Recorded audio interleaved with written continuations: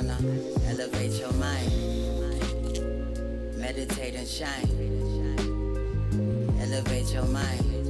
I ain't trying to waste your time. I just wanna elevate your mind, meditate and shine. Elevate your mind, elevate your mind. Open up your heart chakra. Elevate your mind. Open up your heart chakra. Elevate your mind. Open up your heart chakra. Elevate your mind.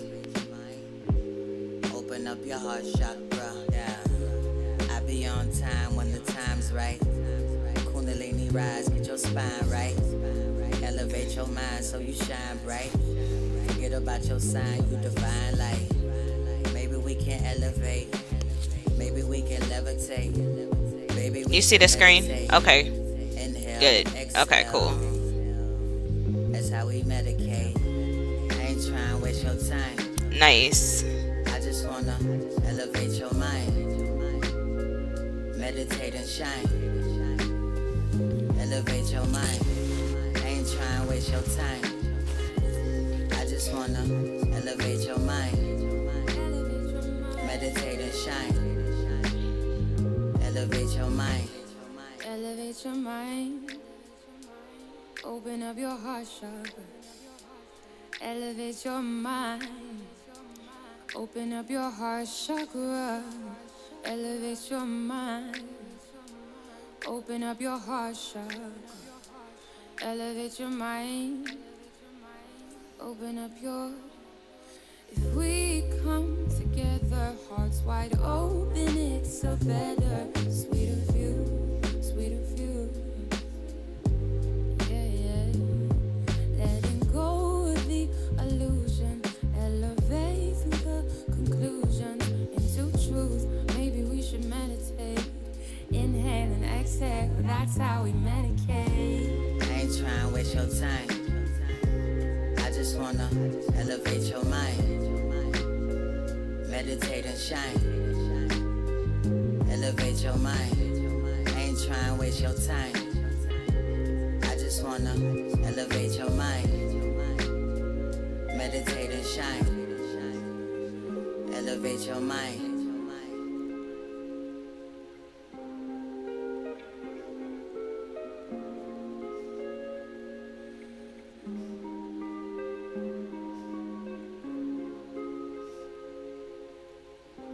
Hello, everybody. I hope everyone's doing well. I'm sorry. I'm just trying to do some. The picture was. Oh, okay. You already told me that. Let me see if there's a way for me to. Okay. Awesome. Awesome. Awesome.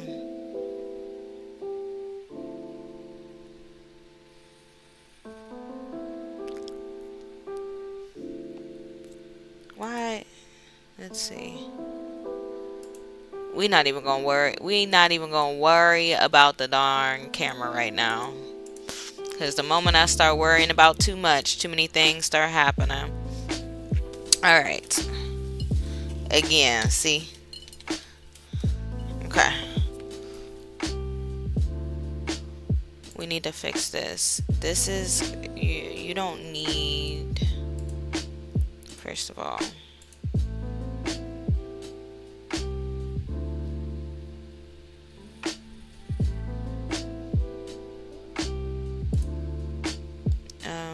Unlock this. Let's. Yeah. Thank you. Thank you. Thank you. Thank you. Let's bring that down. Let's actually move that. Let's delete this because you don't need it.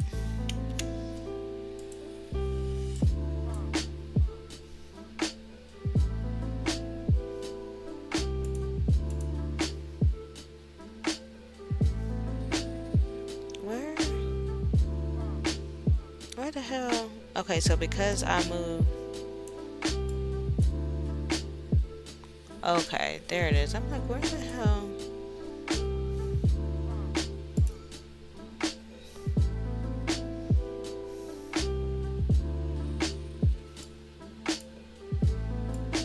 Oh, y'all not about to do this because it's literally right there.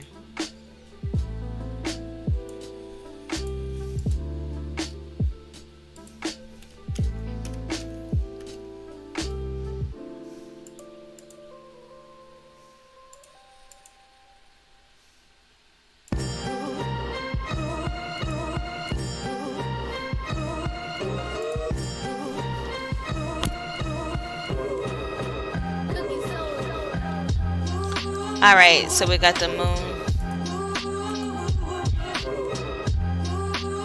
I think what I want to do, I think we're going to pull up an audio book while I'm doing this. Hope y'all don't mind. Because,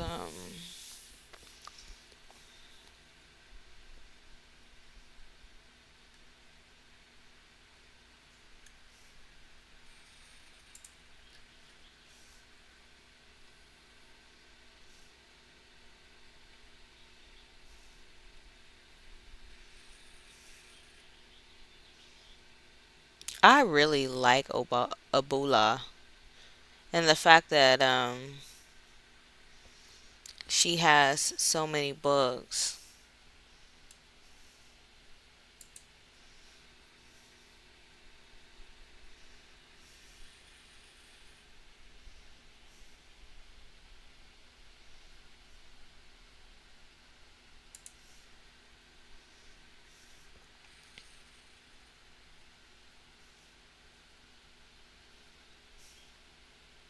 The Orisha set?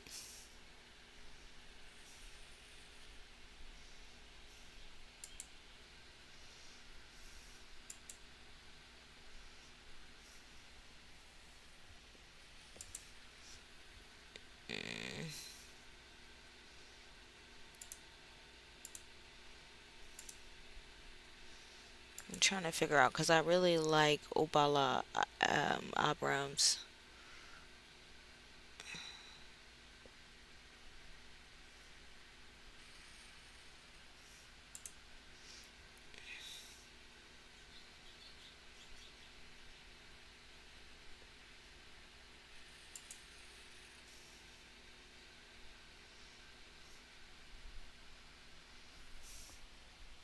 Welcome in, everybody. I'm about to pick a book and continue working. Welcome in anyone who is on YouTube watching. Thank y'all for tuning in. I got this book. Actually, I have this book.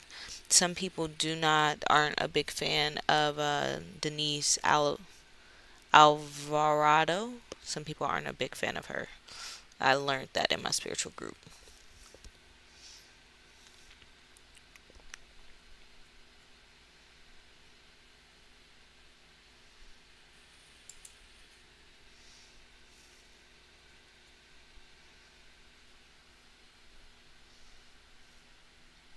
Do not recommend no damn Oprah Winfrey books to me. Like, get serious.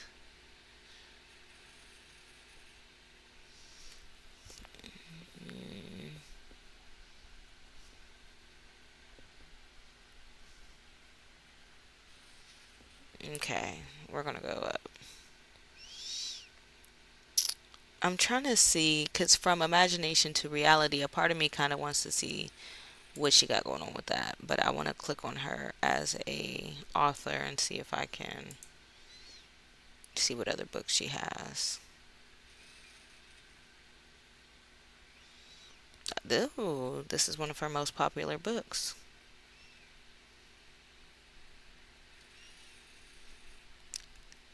Great book, great book. I'm not done with it, but great book.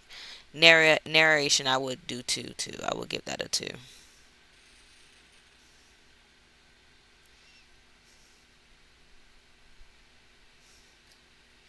She is such a good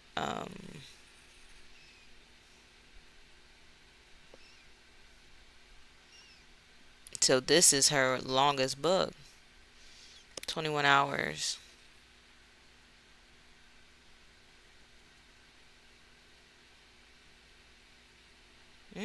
Okay, let's do it. Let's do it.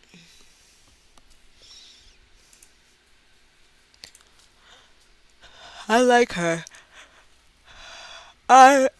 You like her. This is Audible. You better not be reading to me. From imagination to Okay. reality. All right.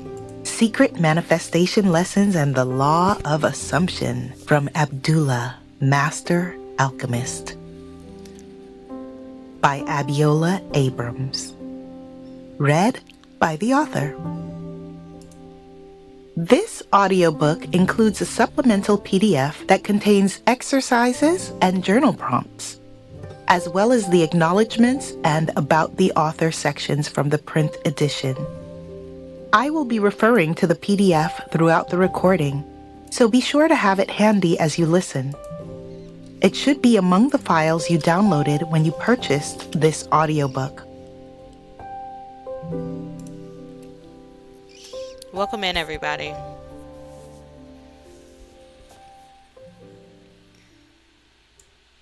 For my magical daughter, Amethyst Ruby, may your life be a remarkable journey, brimming with love, kindness, wisdom, riches, and endless possibilities. Within you lies the extraordinary power to manifest your dreams. It is the privilege of a lifetime that you chose me to be your mommy. Forward. In a world that can seem like a minefield of worry, doubt, fear, lack, and limitation, Abdullah's teachings guide us toward possibility and potential. As the founder and CEO of Agape International Spiritual Center, and someone who has worked with groups and individuals from all walks of life, I've witnessed firsthand the transformative power of shifting from a fear and lack mindset to that of affirmative visioning. This shift changes our very experience of life, moving us from emotional confinement to the expansive realm of liberation. Abdullah, with his profound understanding of the powerful laws of the universe, stands as a bridge between the seen and the unseen, guiding us to unlock the Christ consciousness within. My journey and the teachings of Abdullah share commonality: the innate resilience of our spiritual essence and identity that gives us the capacity to manifest beyond society's limits and stories. As Black men living in our respective eras, we navigate the world with a deep understanding that the power within us is greater than the power that's in the world. John chapter 4, verse 4. This realization is not just about overcoming. It's about soaring to unimaginable heights. I first crossed paths with Abiola Abrams at Bob Proctor's Modern Day Millionaire Conference in New York City. I spoke on the main stage, while Abiola spoke in one of the breakout rooms. Even in that sea of high vibration energy, Abiola shone brightly. Through her lens, Abdullah's wisdom reminds us that within each of us lies the capacity to transcend our perceived limits and manifest our deepest desires. I'm not talking. Our intrinsic capacity to rise above and transcend adversity is a critical component for all of those who have dared to truly believe in themselves and act in alignment with their highest vision and version of themselves. So, naturally, Abdullah's lessons are as relevant today as they were in his time. Abiola's dedication to bringing Abdullah's work to a new generation is both commendable and necessary. It is a rare gift to translate ancient truths into practical knowledge for the modern seeker, and from imagination to reality, does so with grace and insight. Through Abiola and Abdullah's insights, we are inspired to not only recognize the divine in every aspect of the universe, but to embrace our role as creators, shaping a world filled with love, intention, and compassion. In the sacred space of this forward, I extend an invitation to you to grant yourself permission to dream beyond the boundaries of what you have known. Dreaming bigger is not only an act of courage in a world that, in many ways, values and fights to maintain the status quo. but it's also integral to our role as eternal beings living in the physical realm to expand consciousness in the cosmos. With gratitude and anticipation for the life-changing experiences that will be sparked by this work, I wholeheartedly encourage you to immerse yourself in this quest. Together, let us cultivate a life of purpose and joy, proving once and for all that the universe indeed corresponds to the nature of our song. Let this be the moment you decide to go for it. To manifest the life you've always envisioned but never fully believed was possible. Remember, manifesting is more about becoming rather than achieving. It's about aligning with your highest self, embracing the path with an open heart, and awakening to the flow of abundance that already exists, while the universe supports, guides, and cheers you on every step of the way. Your dream life is waiting. Claim it. With love, joy, and boundless optimism, Michael Bernard Beckwith, founder and CEO of the Agape International Spiritual Center, author of Life Visioning and Spiritual Liberation, and host of the Take Back Your Mind podcast. Manifestation is not just a practice, it's a journey of the soul. Hello. An art of weaving the fabric of our dreams into the tapestry of reality. What Abiola Abrams has created within this book is more than just a book. It's a gateway to understanding the profound layers of your spiritual journey. As a teacher of spiritual alchemy and manifestation for the last 15 years, I've always believed in the transformative power of our thoughts and intentions. This book echoes a similar sentiment, delving deep into the law of assumption and the teachings and mentorship of Abdullah, the master alchemist. I'd heard of him before, but I never truly dove into his mystical wisdom. Within this book, we're taken to a realm where our deepest desires are not just whims, but potent seeds of our destiny waiting to be nurtured. This book is a powerful reminder that true manifestation begins with intentional and consistent connection to divine consciousness. Through my own journey over the years, I've witnessed the miraculous unfolding of intention into reality.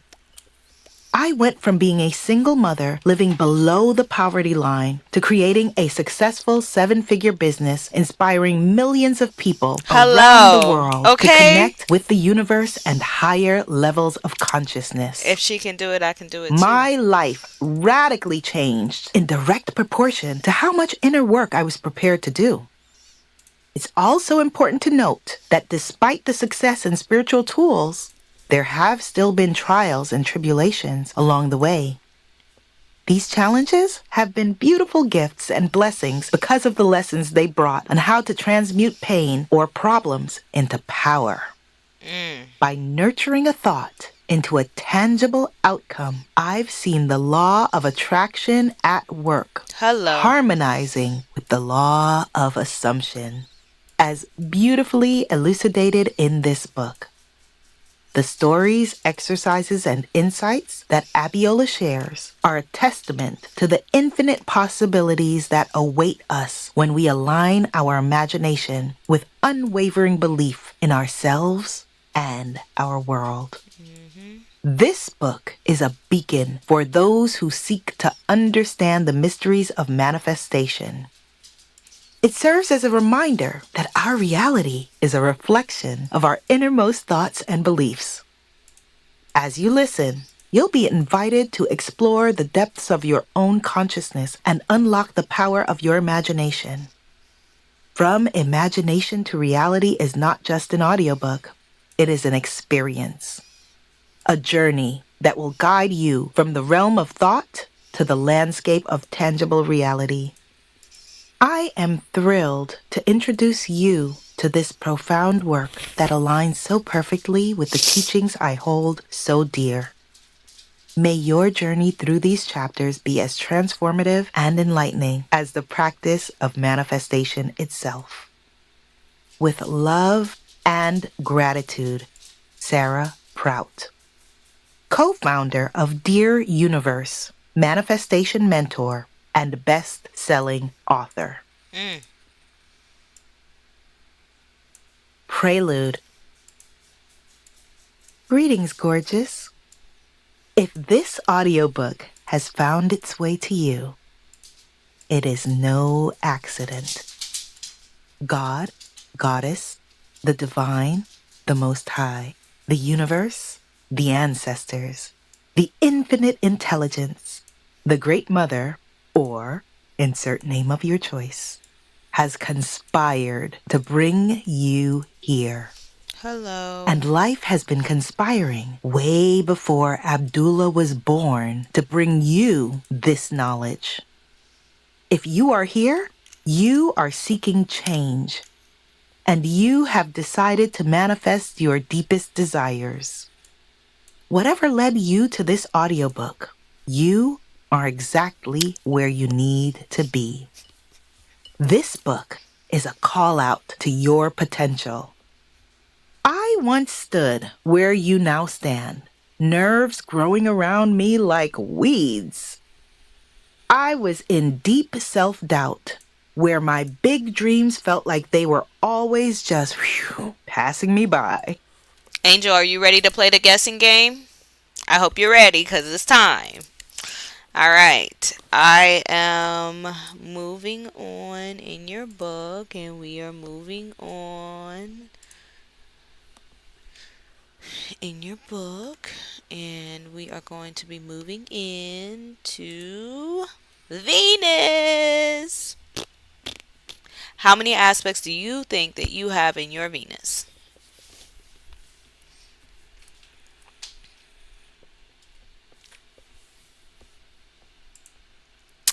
Yep, yep. I'm doing it. We're doing it. It's happening.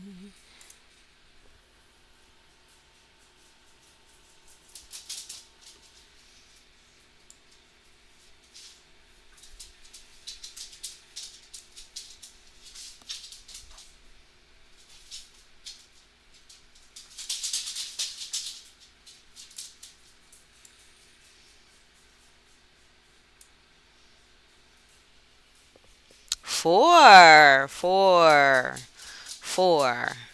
Okay, that's a good guess. That's a good guess. For some reason, in my heart, I don't think you just got four, but yeah, can we not do the pages like that? Thank you. Thank you. Thank you. This is much better. Much, much better. I can get with this. Take me back. Take me back to where I was at. Yeah, four. Interesting. You got all that big old heart. I don't know if it's just four, but we will see. All right. Let me tell you before I start playing the thing again. We got one. We have two. We have three. We have four. We have five. We have six. Lots of sixes. And I just want to recount to make sure. One, two, three, four, five. Count it again. One, two, three, four, five, six. Six. I think either I'm tripping. No, there's six. Okay, you have six. Let's get the book back going.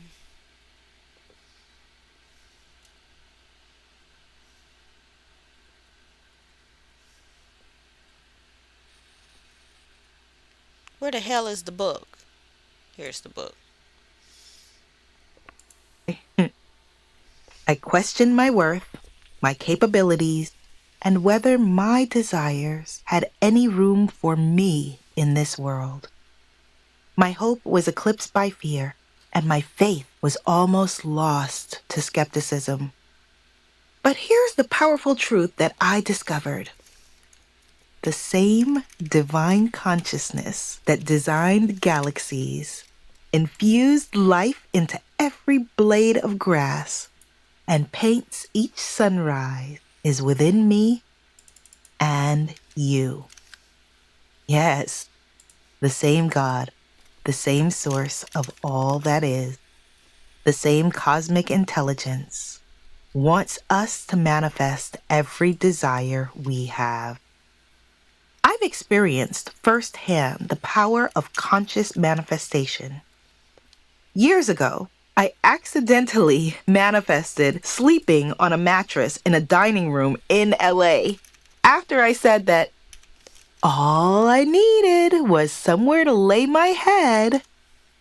You can't see me, but there's a little gesture that I would make holding my hands very close together. Just a little somewhere to lay my head. Since then, I've made leaps in my understanding of how to manifest intentionally. Today, I am grateful to have manifested blessings such as my amazing daughter, a rewarding book deal with my dream team, a fun talk show pilot, and even a Gap commercial. I've even manifested smaller but significant things like finding a safety pin when I urgently needed one before a talk. Most recently, I manifested the perfect home. Yes! My journey shows that conscious manifestation makes a difference, no matter the size of the desire or need. It is your sacred duty to bring the life you imagine into existence. It's time for you to become who you were born to be. Your desires are not whims. Your desires are a spiritual blueprint, waiting for your conscious realization to birth them into form. Your manifestations are not just your personal achievements. They are part of the grand evolution of life itself. Your desires are evolutionary. You better not have been up there in that bathroom. Wake You up. better not have been up there. Sleeping Mother season. This book is your manual to unlock your divine potential within. You will discover the crazy synchronicities, wild coincidences, and effortless flow that become part of a life lived in harmony with the divine. Master Teacher Abdullah chose you and chose me. You are the artist and the masterpiece.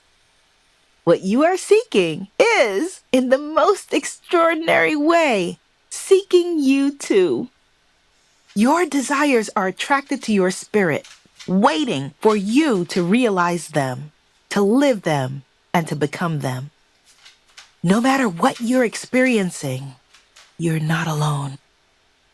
You are connected to every soul, past, present, and future, that has ever wanted something more. Consider a little girl in the Kalahari Desert who wishes on a shooting star, praying that her favorite giraffe might come closer to her dwelling, only to find it gracefully approaching the next morning. Or a young musician in rural Jamaica manifesting his first gig.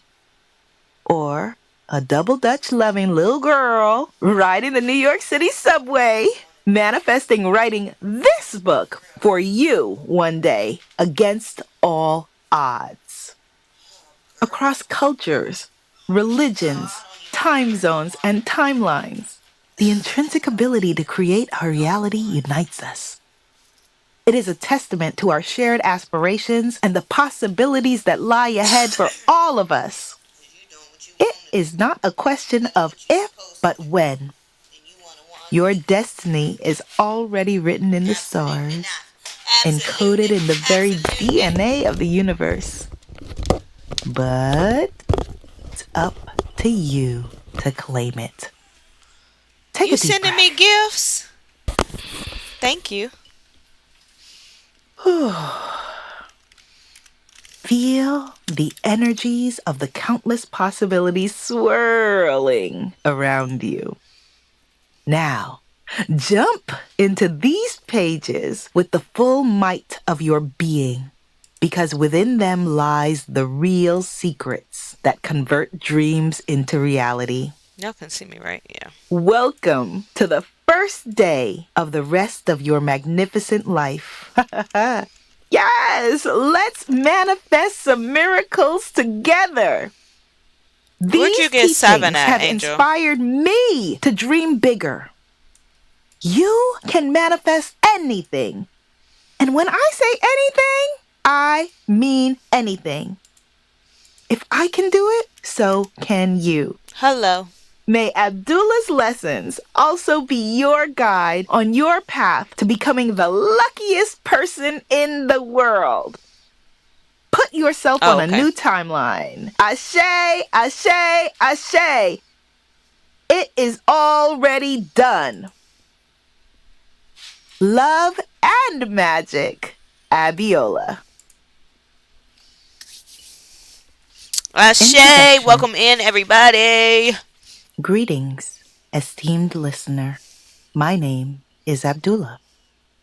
I am the most famous mystic you have never heard of. I've influenced the spiritual teachers of your favorite spiritual teachers. You have chosen this book today so that you can enjoy a life beyond your dreams. My personal story has largely fallen into the crevices of history, but through the power of the word, my teachings remain. Your teacher. In the land of ancient fires, where the cradle of humanity held its first dreams, perches the sacred Abuna Yamada Ga, an Ethiopian Orthodox church carved high into the side of a cliff. Abuna Yamada Ga was fashioned by human hand, but clearly breathed into existence by spirit. The climb to this 4th century church involves scaling sheer rock, barefoot. Abuna Yamada is named after one of the 9 saints, a group of Syrian monks who spread Christianity in Ethiopia in the 5th and 6th centuries. The early arrival of Islam in Ethiopia dates back to the 7th century, during the era of Prophet Muhammad. Instead of conquerors, refugees escaping persecution in Mecca introduced this faith. Hearing verses from the Quran, the compassionate Aksum king gave sanctuary to those fleeing. The arrival of Judaism in Ethiopia is shrouded in legend and mystery. The Ethiopian Jews are also known as the Beta Israel, House of Israel. The lineage of King Solomon of the Bible and the enchanting Queen of Sheba is said to have brought Judaism to Ethiopia. Another strand of their story links the Beta Israel to Jewish exiles who sought refuge after the fall of Jerusalem's first temple, journeying first to Egypt, then Ethiopia. The sound of Jewish prayer might have graced Ethiopia as far back as the 10th century BC. When the Abrahamic faiths entered Ethiopia, they were integrated into a rich spiritual and philosophical heritage. Ethiopian indigenous religions provided fertile soil for the seeds of mysticism and esoteric interpretations within Islam, Judaism, and Christianity to flourish. When I told a friend that I was writing the manifesting secrets of an Ethiopian mystic, she asked if there is any conjure in Ethiopia. The term conjure typically refers to a system of personal magic, healing, and spirituality with roots in West Africa that was first practiced in America by enslaved Africans. The practices often include the use of herbs, roots, and other natural elements, along with psalms, invocations, and spiritual rituals. While the term conjure isn't traditionally used in Ethiopian culture, Ethiopia has a rich history of indigenous spiritual practices, many of which include similar elements. For example, certain Ethiopian traditions incorporate the use of herbs and natural elements for healing and protection, and rituals or ceremonies may be conducted to contact spiritual entities or ancestral spirits. Alchemy in Ethiopia has been closely associated with Coptic Christianity, local mysticism, and indigenous practices. One of the most iconic texts associated with Ethiopian spiritual alchemy is the Wisdom of Solomon, which delves into alchemical principles of divine knowledge, metaphysical truths, biblical insight, and the transformation of the soul. Many ethnic groups in Ethiopia practice elements of alchemy. Sufism, the mystical dimension of Islam, has a significant presence in Ethiopia. In Ethiopian Sufism, the practice of dhikr, or the remembrance of God, is about manifesting divine qualities within. This tradition teaches that by purifying your inner self, you create better external life circumstances. Sound familiar?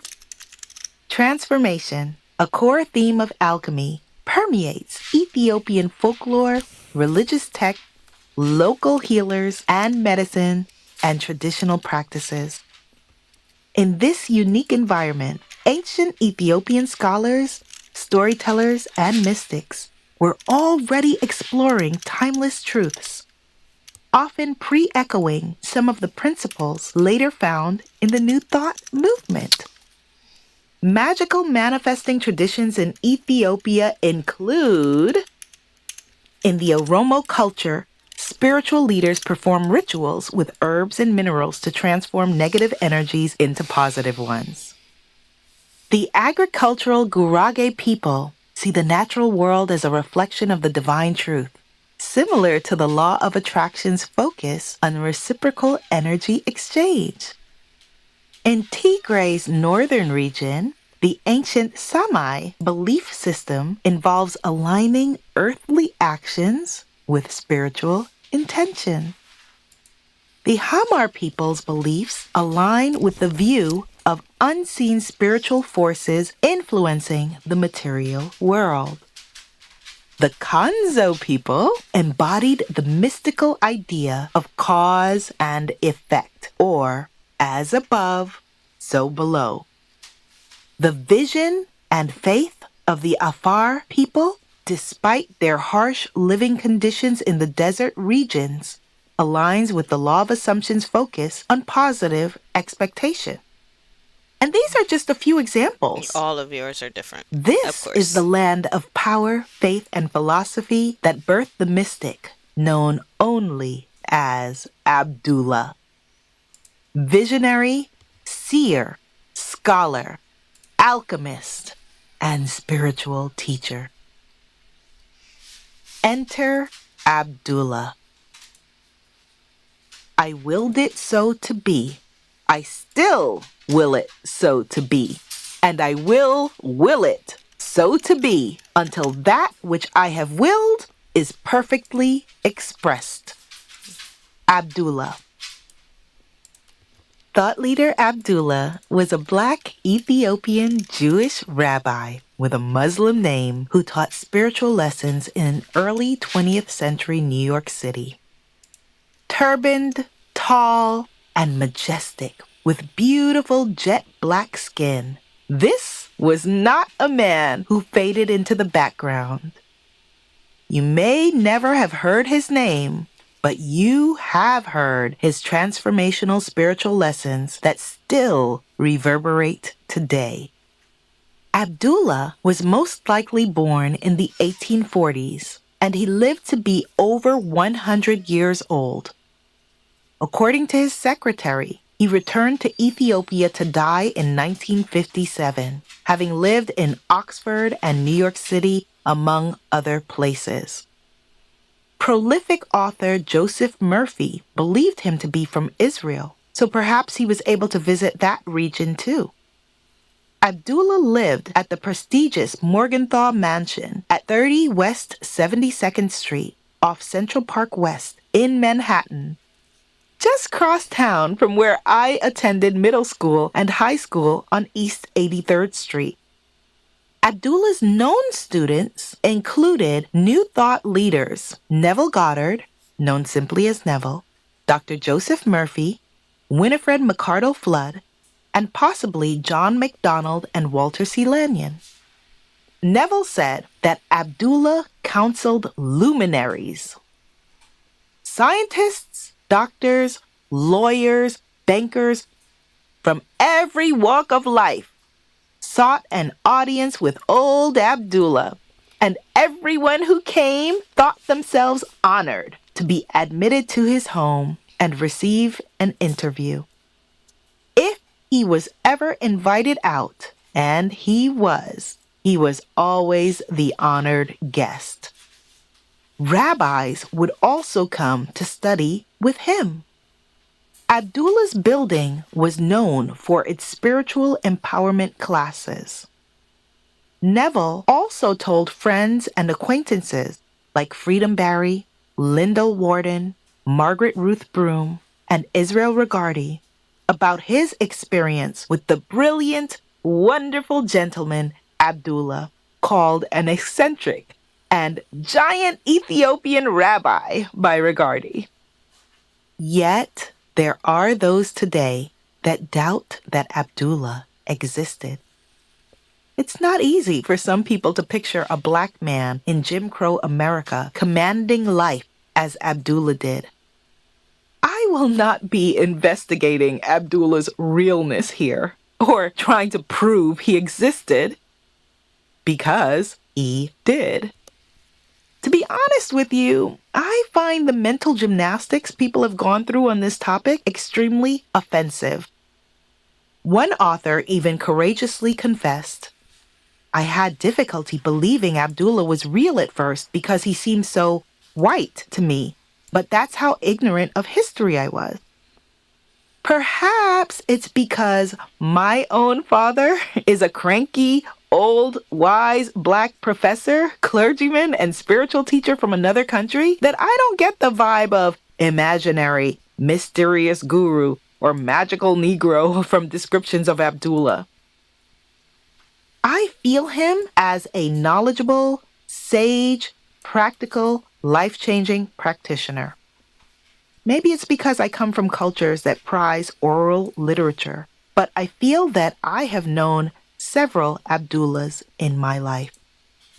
Abdullah didn't leave much of a paper trail, but he was real. In fact, I feel his energy all the time, and you will too. For every doubter, there are groups of passionate seekers and believers on Reddit, Facebook, and other forums who have also been positively obsessed with and possessed by the wisdom of Abdullah. The purpose of this book is to share his transformational lessons. That is my divine assignment and sacred calling. You have a duty to use manifestation to create your most beautiful life. You are an alchemist with the power to birth worlds. Your manifestations expand consciousness for all of us. Anything you see in front of you now first existed where? In someone's imagination, right? Hello. You're part of evolution. We all are. When the ancestral metaphysicians want to get your attention, they make it happen. Take the fact that you are listening to this book. It's not by accident. In fact, if you think about how you came upon these teachings, or even how you found me, the path is quite magical, isn't it? About 10 years or so ago, I decided to hermitize myself in my parents' home for a few weeks to heal after a particularly horrific breakup. Every morning, I went out on their porch to journal and would say hello to Steve, the mail carrier. I don't recall how the conversations on manifesting started, but my mother's mailman started to tell me about Neville Goddard. Hello, everybody. Tell is actually the wrong word. Steve started to implore and insist urgently that I read Neville. Around the same time, my mentor in my head, Dr. Wayne Dyer, started singing the Gospel of Neville and published Wishes Fulfilled based on his teachings. I listened to Dr. Dyer Mondays at 4 p.m. on Hay House Radio. At that time, I was teaching The Secret and Affirmations and was already a student of Florence Scovel Shinn and Abraham Hicks. After college, I was blessed to intern at CNBC's self-help talk show, Alive in Wellness, which featured Louise Hay's work, and rode the subway reading Iyanla Vanzant's book. So I thought I knew all I needed to know and assumed that all of the new thought leaders of Shinn's era were saying the same thing. Growing up, my dad had quite the library of spiritual books and a subscription to an quote-unquote odd esoteric publication called the Rosicrucian Digest, which had a children's section. My sister and I made vision boards as kids, although we didn't call them that. So none of this was strange to me. I just assumed I had all the information. When I finally went back home to Harlem and started to read about Neville, I was shocked to discover that he was born in Barbados. Now, this initially turned me off. My great-granddad David was Barbadian, and I knew that any European from Barbados or Guyana, where the rest of my family is from, may have had direct ties to those who colonized or enslaved my ancestors. And Goddard's ancestors were known for being good at business. In fact, Neville was born on a sugar plantation in a planter's family. My enslaved family worked the cane plantations. Hey, everybody. Happy Sunday. This will be the last time that I am restarting my live. But I want to make sure that anybody who wants an astrology book, have astrology questions, that y'all ask y'all's questions in the comments. I am playing this Audible book. If y'all want to know what the book is called, it's From Imagination to Reality by Obala Abrams. Thank y'all for coming in. And that is all I got for y'all right now. Dior, I didn't let you out for you to go back up my stairs. Get in here. He even mentions that his brother Cecil moved to Demerara, Guyana, presumably to sell. On a deeper dive, I was electrified to learn about and meet the black man who was Neville's mentor and spiritual teacher. He was as black as the ace of spades, my old friend Abdullah with his turbaned head, writes Neville. Yet, by all accounts, Abdullah lived life on his own terms during the age of segregation in the United States. Charismatic spiritual teacher Abdullah was known for his bold teaching methods and his ability to convey complex metaphysical concepts in simple, easily workable terms.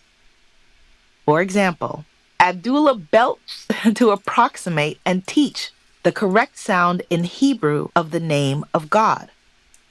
Abdullah was also a master of esoteric knowledge, and he had psychic abilities. He taught Christian principles with a deep understanding of the Old and New Testaments of the Bible, as well as the Kabbalah, and incorporated these teachings into his own spiritual philosophy. Strict with his students, Abdullah demanded devotion, discipline, and dedication. Take it from Neville. When I first met my friend Abdullah back in 1931, I entered a room where he was speaking, and when the speech was ended, he came over, extended his hand, and said, "Neville, you are 6 months late." Welcome in, everybody. I had never seen the man before. So I said, Thank y'all for coming "I am in. 6 months late. How do you know me?" And he replied, "The brothers told me that you were coming. and you are 6 months late. Mm. The brothers refer to Elohim, the divine God or gods. Abdullah means servant of God in Arabic. The name Abdullah, typically associated with Islam, might appear amongst Jewish Ethiopians for several reasons. As an Ethiopian friend explained to me, this cross-cultural naming is not as uncommon there as it might be in other regions. The name could come from conversion or interfaith marriage, where one parent is Jewish and the other is Muslim. In areas with a long history of folks coexisting within different religious communities, names from one tradition become popular in another. Some might adopt a name due to its association with a respected figure, regardless of religion. Some Jewish communities in Ethiopia were in hiding for centuries due to fear of persecution. In such areas, adopting names that were common among the majority could be a strategy to protect their identity. In Ethiopia, Get holy men Dior. who transcend religion are known as Dapteras. Neville described Don't do that. Abdullah as a Don't do rabbi that. who was also a master teacher of Christianity. Ethiopian mysticism emphasizes a direct and personal relationship with God through the use of meditation, prayer, and other practices.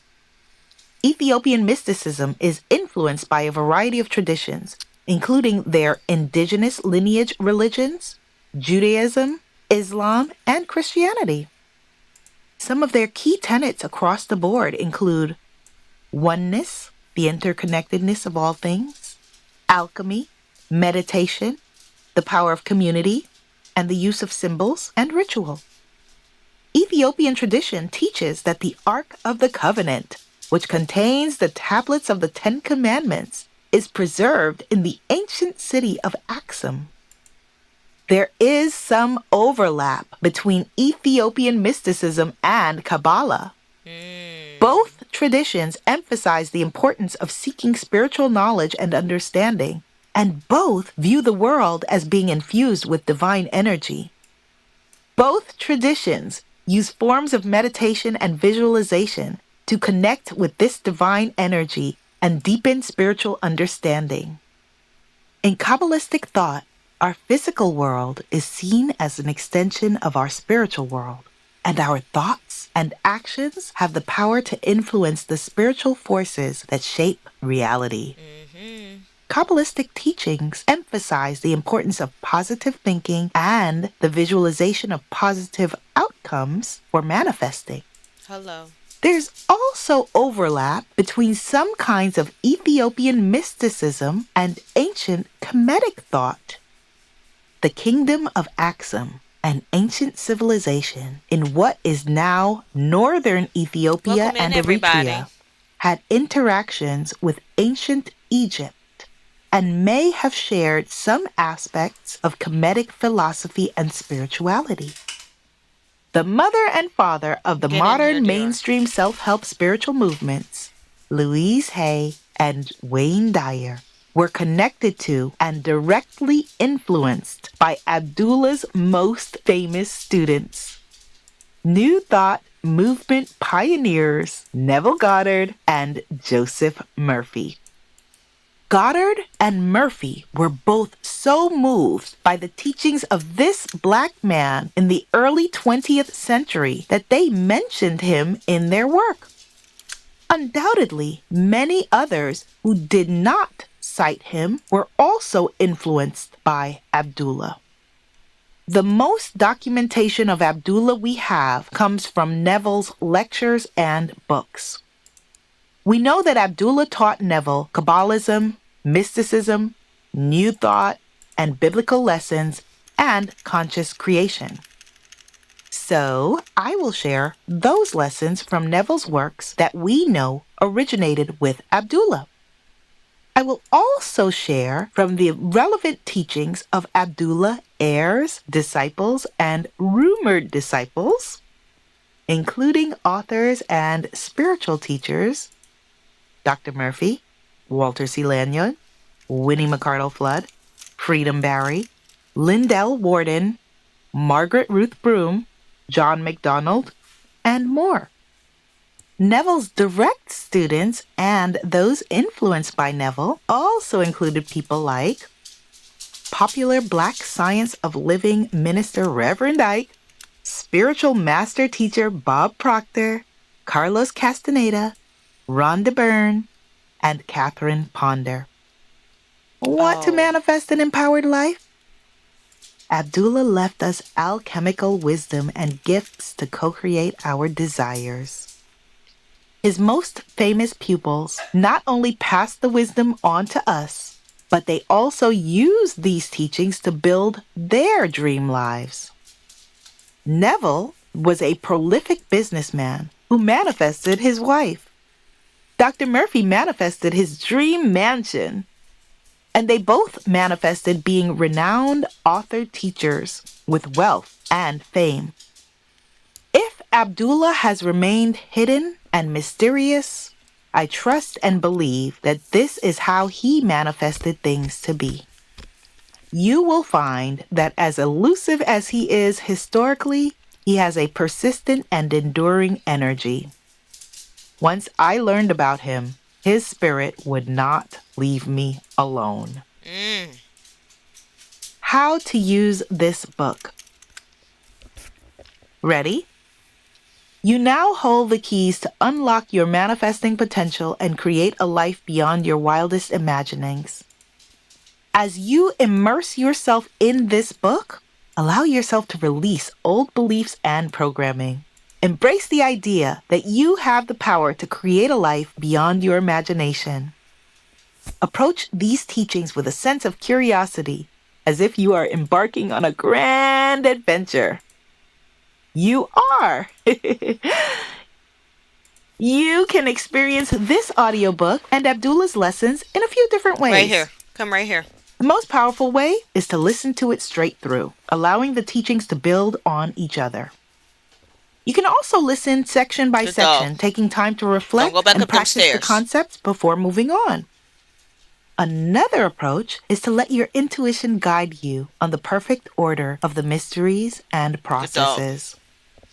This is not so much a book you take in as it is a book you do.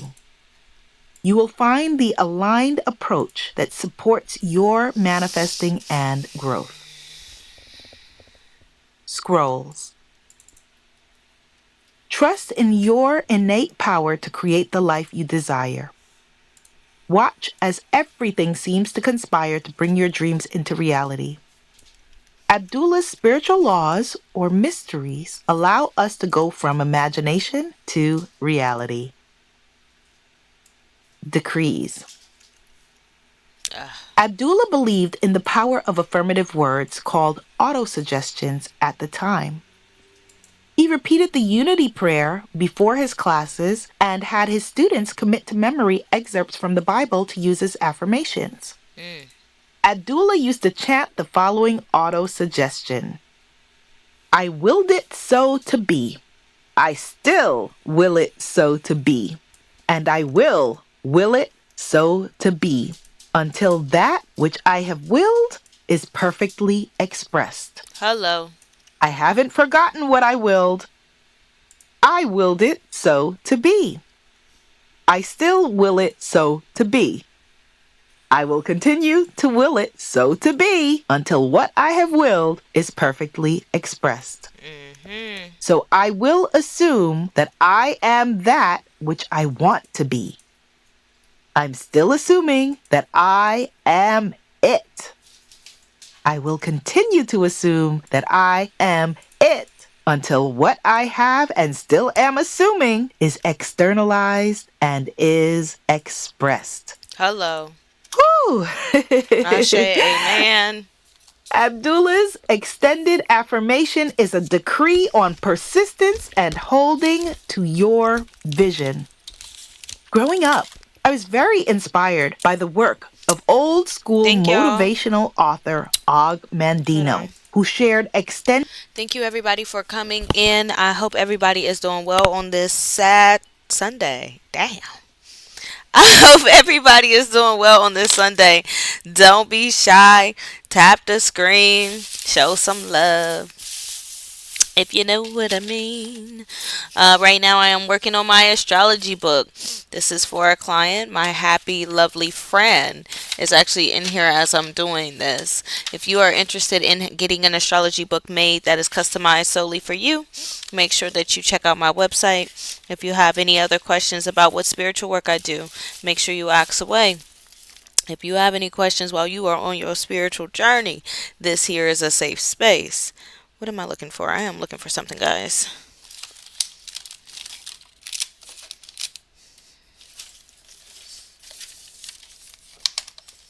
Okay. Well, what I'm looking for, I don't think I can find it right now. That's all right.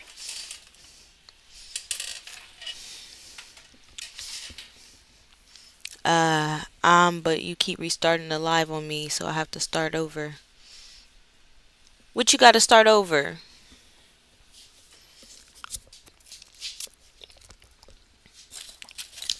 What did I say? Liking the live? Sorry about that, Angel. We shouldn't have any more restarts. That's happening. Oh, don't worry. We we shouldn't have any more restarts. I do thank you. We should be good to go for a little while. I'm going to continue to play the audio book. I think people like to hear this little audio book for a sec. They come in for a sec and be like, I don't know what the hell going on. So, yeah, that kind of sucks. But, you know what? What if I can do add a little thing that says,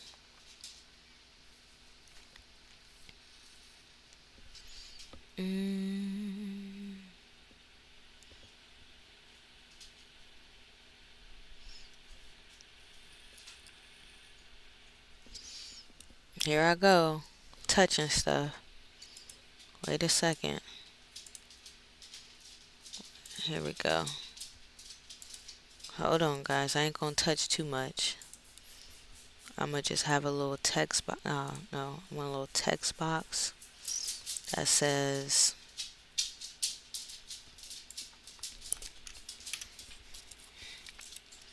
check out intos98.com for your own book and spiritual needs. And we're gonna do it like that, right? Then the font style, can the font style be a little, that's as cute as we got? That is as cute as y'all got for me?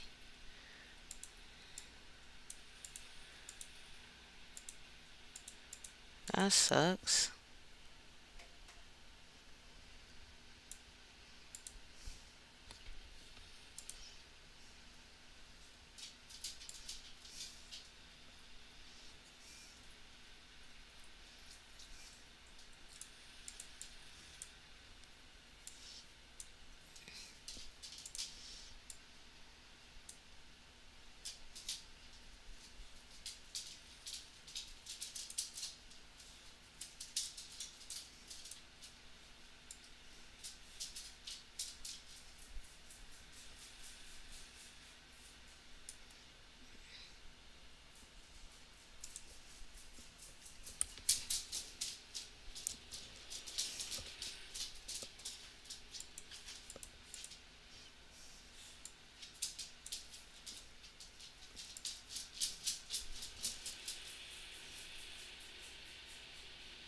All right. All right. Ended affirmative statements in his work. In the vein of Abdullah's proclamation and the teachings of Og Mandino, each chapter has a decree for you to say to yourself. The decrees are affirmative statements to reprogram your mind. Repetition is extremely powerful for rewriting thoughts. You may choose to say each decree for 30 days, 3 times a day, if you really want to make impact. Journal questions and exercises. Self-reflection is a powerful tool for creating what you want. Take time to reflect on your current beliefs, desires, and patterns. Throughout this book, You will also encounter thought-provoking journal questions designed to deepen your understanding and accelerate your manifestations. These questions can also be found in the supplemental PDF. Use the prompts to journal your thoughts, your fears, and your desires as you progress through the book. Set aside dedicated time for this work. Bonus. The processes. At the end of this book and in the supplemental PDF, I share 5 of Abdullah's manifesting processes.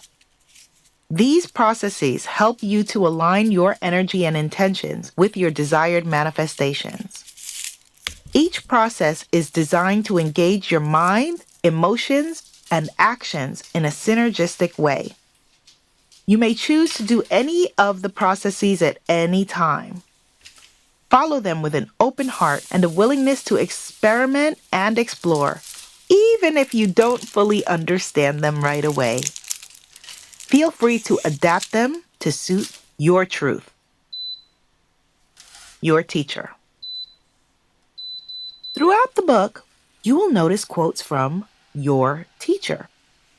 To create a distinction between Abdullah's quotes and the channeled wisdom that I received from him, Abdullah's quotes are signed as Abdullah, while the channeled excerpts are attributed to your teacher. Part 1. The Foundation.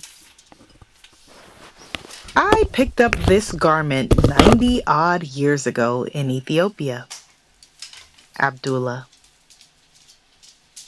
Dear esteemed listener, you stand at the threshold of an extraordinary path, one that has the potential to reshape your understanding of what it means to be a conscious creator and your world. As you embark on this adventure, you shall first lay the groundwork in the foundation. The foundation is where you will establish the bedrock principles that underpin the art of conscious creation. I invite you to begin this pilgrimage of self-discovery and prepare to reawaken your own creative gifts. May you come to know the operant power that resides within you, and may you use it to bring forth a world that reflects your innermost desires. With profound respect and heartfelt blessings, your teacher. Welcome to the Foundation, your starting point into the world of manifesting. In this section, we will explore the essential concepts of conscious creation. Here, you will gain an understanding of the principles that underpin the manifesting process, providing you with the tools you need to harness the power of your imagination to bring forth your deepest desires. The Abdullah Paradigm. I am. Have you ever felt that there's a powerful part of you that's more than just your name, job, or interests? This is what Neville called the I am consciousness. It's like the superhero version of ourselves, always present, always powerful, even if we don't always notice it. This paradigm captures a truth that goes beyond self-affirmation. Your I am consciousness is the manifestation of the divine within you. This phrase draws from Old Testament biblical scripture relaying the moment when God declares to Moses, I am that I am. It isn't just a declaration of God's identity. It's an invitation to recognize that this divine essence, this omnipotent energy, is in each of us. When we say, I am, We're invoking the omnipresent divine energy that shapes everything. The Abdullah paradigm challenges us to deliberately embody this I am consciousness. Now listen, this is more than a method or even a mindset. It's about aligning our desires, dreams, and aspirations with the eternal and limitless potential of the divine force within. The Abdullah paradigm invites us into a deeper understanding of manifestation. It's like the main ingredient in the recipe. If we understand this, all other teachings and lessons make more sense. It's about knowing that deep inside, we have the power to create our world. And at its core is that special feeling of I am, reminding us that we're way more powerful than we think. Manifestation through I am consciousness. Imagine standing at the edge of a beautiful forest. One path leads to a journey of constant yearning and hoping with signs labeled I want. Another path has a golden inscription reading I am, leading to a journey of realization and fulfillment. Our choice between these paths is how we navigate manifestation. For most of us, I want is familiar. Phrases like, I want to succeed, or I want love, or I want peace are almost second nature. But these carry an undertone of lack. Want says that what we seek is distant, removed, or unattainable. Now, consider the power of I am. When we declare, I am successful, I am love, or I am peace, there is a seismic shift in perspective. You're no longer outside of your dreams. You stand at their very core. I am is the bridge that takes you from wishing it to living it. Exercise. The I am meditation process. Purpose. To empower your manifestations by entering the void state. Here's a powerful quote from Neville about the importance of simply being and dwelling in the state of I am. Dwell upon just being by saying I am. I am. I am to yourself. Continue to declare to yourself that you just are. Do not condition this declaration. Just continue to feel yourself to be, and without warning, you will find yourself slipping the anchor that tied you to the shallow of your problems and moving out into the deep. This is usually accompanied with the feeling of expansion. You will feel yourself expand as though you were actually growing. Don't be afraid, for courage is necessary. You are not going to die from your former limitations, but they are going to die as you move away from them, for they only live in your consciousness. In this deep or expanded consciousness, you will find in yourself a force that you had never dreamed of before. In the teachings of Abdullah, we uncover a world where our inner thoughts and beliefs hold the keys to shaping our outer reality. But beyond the power of the conscious mind, there is an even deeper level of awareness. This is the realm of God consciousness, a space where we connect with the divine spark within us, the eternal part of ourselves that is interconnected with the divine. Here is where we can unlock the ultimate potential to manifest our dreams and live our most fulfilling lives. One of the most powerful ways to access this state of being is through I Am meditation. The I Am meditation technique is a direct channel to your innate God consciousness. By repeatedly affirming, I am, you align yourself with the power of creation. As you delve into the I Am meditation, you'll experience a sense of expansion and connection that transcends your everyday life. You'll find yourself moving beyond limitations.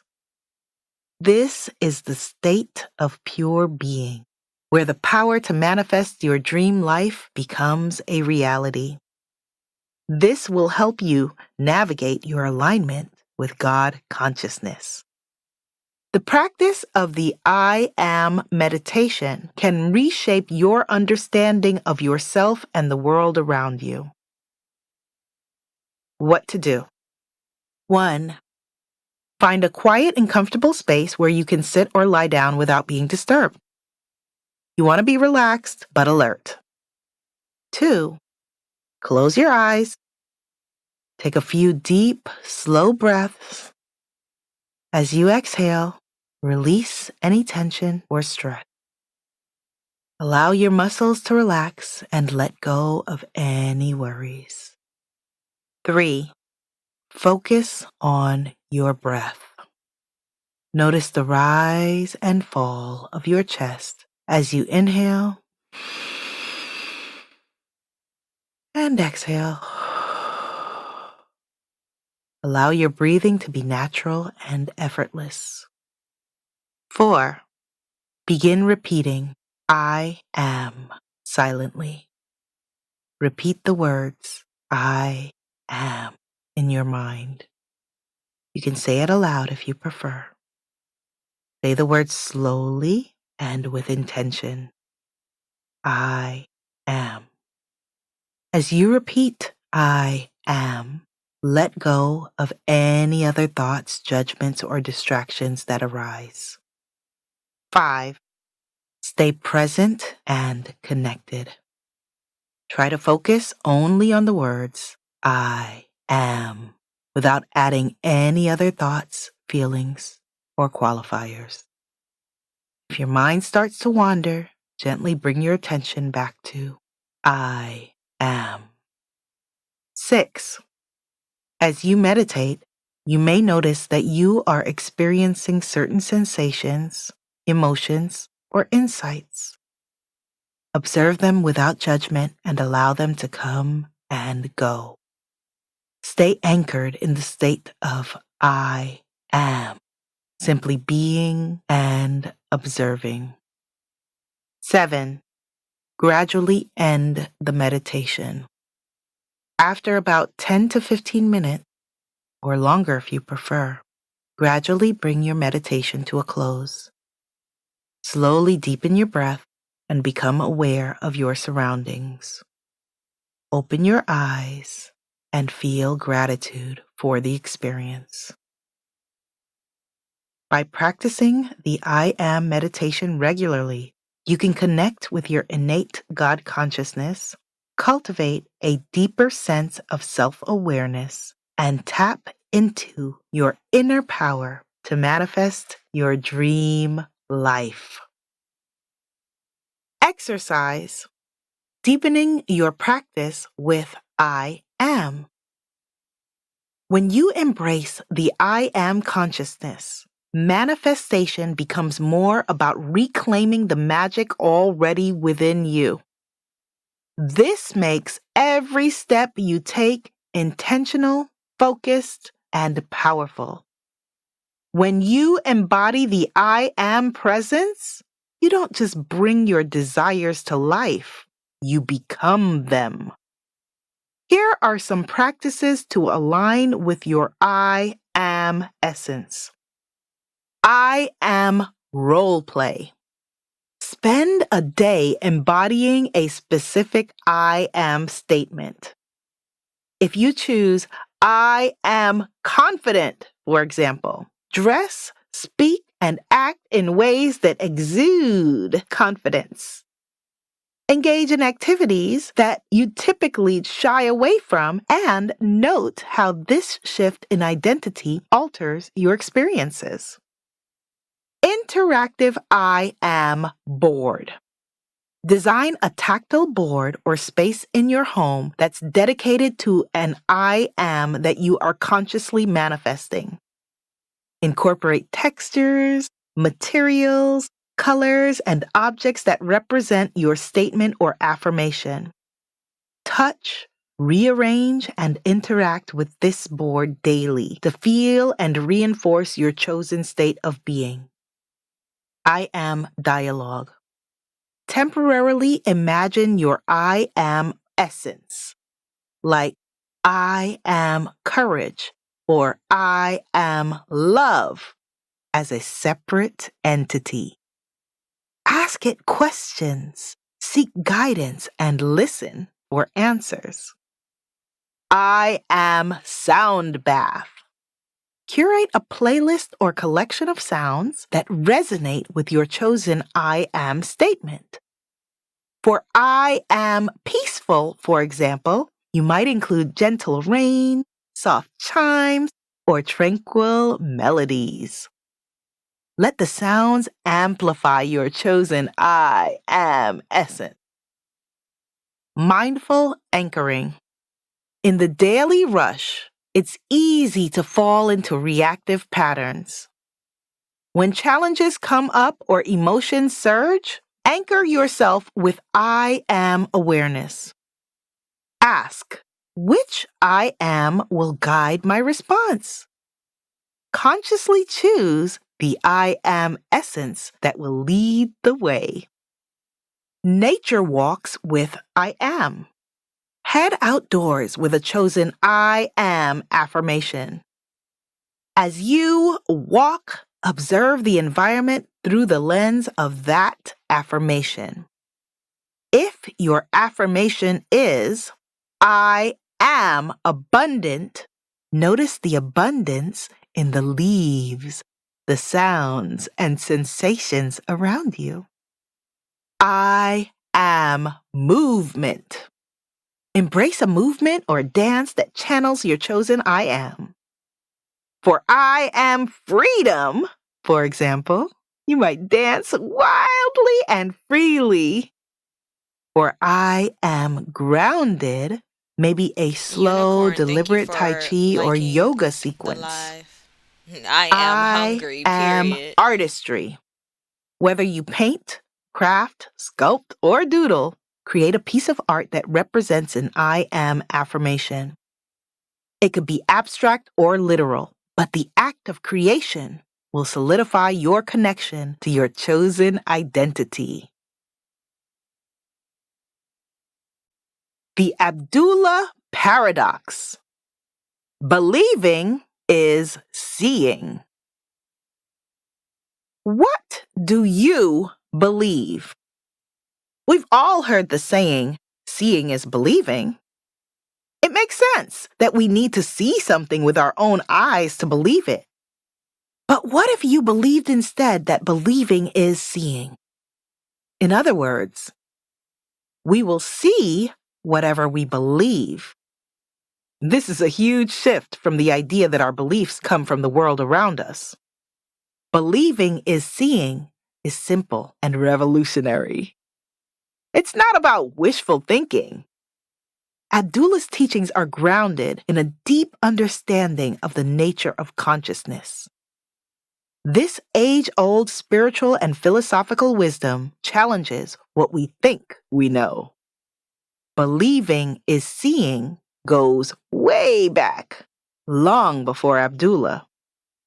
Many ancient spiritual teachings and practices from different parts of the world have shared this concept. In Hindu philosophy, there's a saying, As is the individual, so is the universe. What we experience outside of us mirrors what's going on inside. There's a similar idea in Hermetic teachings. As above, so below. Or, as the inner, so the outer. What happens in the larger universe is reflected in our personal experiences and vice versa. The Bible's book of Mark says, "Whatever you ask for in prayer, believe that you have received it, and it will be yours." The Yoruba religion believes in a connection between the spiritual realm, Orun, and the physical realm, Aye. Ancestors and deities or spirits known as Orishas bridge the gap between these two realms.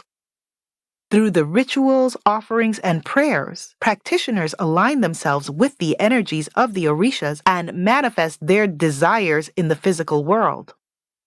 The concept of Nomo in the Dogon people of Mali represents a primordial force that brought the universe into being through the power of the word. By invoking words and rituals, the Dogon believe they can shape reality. In the Wakefana belief system of the Oromo people of Ethiopia, rituals and prayers to Wak, the one God, and ancestors actively shape the community's well-being and prosperity, emphasizing the idea that belief molds reality. Exercises for applying the Abdullah paradox. Create a belief board. Instead of a traditional vision board, create a belief board. For each goal or desire, write a corresponding belief. For example, if you want to travel more, write the belief, "I am an explorer." This reinforces your belief in the things you want to manifest. Belief enactment. Live a day in your life as if your belief has already manifested. If you want to manifest being a successful author, spend a day in that role. Write, choose your ideal publishers, or set up a profile for your work. Act as if it's already true. Environmental design. Design your surroundings to reflect your beliefs. If you believe you're wealthy, create an abundant environment. Decorate your space with richness. Elevate your workspace and dress in a way that makes you feel prosperous. Mindfulness practices. Develop mindfulness through practices like deep breathing or focused attention on your senses. This helps you stay present and anchored in your new belief, especially when external circumstances challenge it. Exercises for dealing with your own skepticism and doubt. Journaling. Whenever doubt creeps in, write down your feelings. Explore the root of your skepticism and how you can address it. Writing can help you process your feelings and reaffirm your new beliefs. Feedback loop. Find a trusted friend or mentor who supports your manifesting. Share your doubts and listen to their perspective. This can provide insights and help you stay grounded in your beliefs. Reflect on timing. Your manifestation may not happen overnight. Believing is a process, and even if you don't see immediate results, your belief is still shaping your reality. Cultivate curiosity. Instead of being defensive when faced with skepticism, become curious.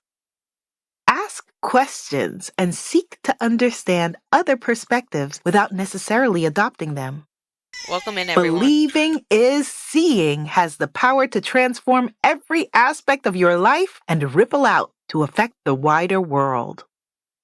All it takes is a belief in the possibilities. Stay focused on your belief, no matter what external circumstances show you. What do you want? Do you really want to go? Abdullah. What do you want? Decide. For every area of your life, health, love, wealth, leisure, relationships, career, and purpose. What do you want? I'm not talking about your safe dreams. What do you really want? The scary, secret, private dreams you dare not speak out loud. What if I told you it is already done? From the moment you desire it, it is done. But the first step to manifesting on purpose is to decide. Every desire in your heart, from the small and seemingly irrelevant to the big life-changing stuff, carries a unique cosmic vibration. Your desires form an integral part of life's grand design. They come from infinite intelligence and your soul's wisdom. Your desires summon you, enticing you to embrace a juicy life of purpose, richness, and joy. Desire is a divine gift and an invitation to higher consciousness. When we feel a strong desire for something, it is a sign that we are ready for a new level of experience and consciousness. Acknowledge your desires and follow their guidance to open yourself up to new opportunities, insights, and a greater sense of purpose. Now, I know you're thinking, I can manifest a designer bag or a sexy new spouse? Yup. All of it. But that's just the tip of the iceberg, my friend. Yes, the listeners that Abdullah and I called here want the dream houses, loving relationships, and cute clothes. But you also want the scholarships in your name, nonprofit givebacks, loving activism, and Hello. shifts in your family's generational calling. That part. The divine energy that pulses through us all talks to us through nudges, hints, and signs. Every sign is like a small push, directing us toward experiences and achievements that match who we really are at our core. These synchronicities might seem like random coincidences, but they're really aligned plans to help us to create our future. Your desires are expressions of the creativity inherent in our world. This highest power, be it the universe, God, source, or any other name that resonates with your understanding, within you and me, communicates its intentions through the language of. It's time, Angel. Guess how many aspects you have in Mars?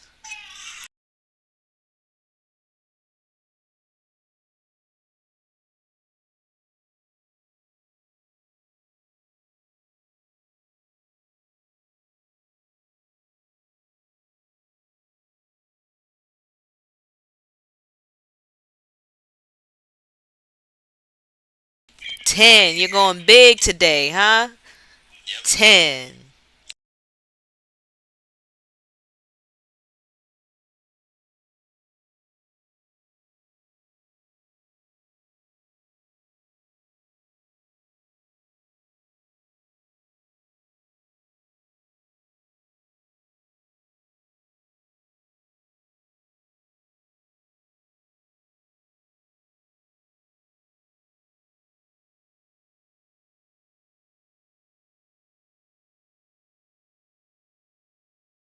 You have 6.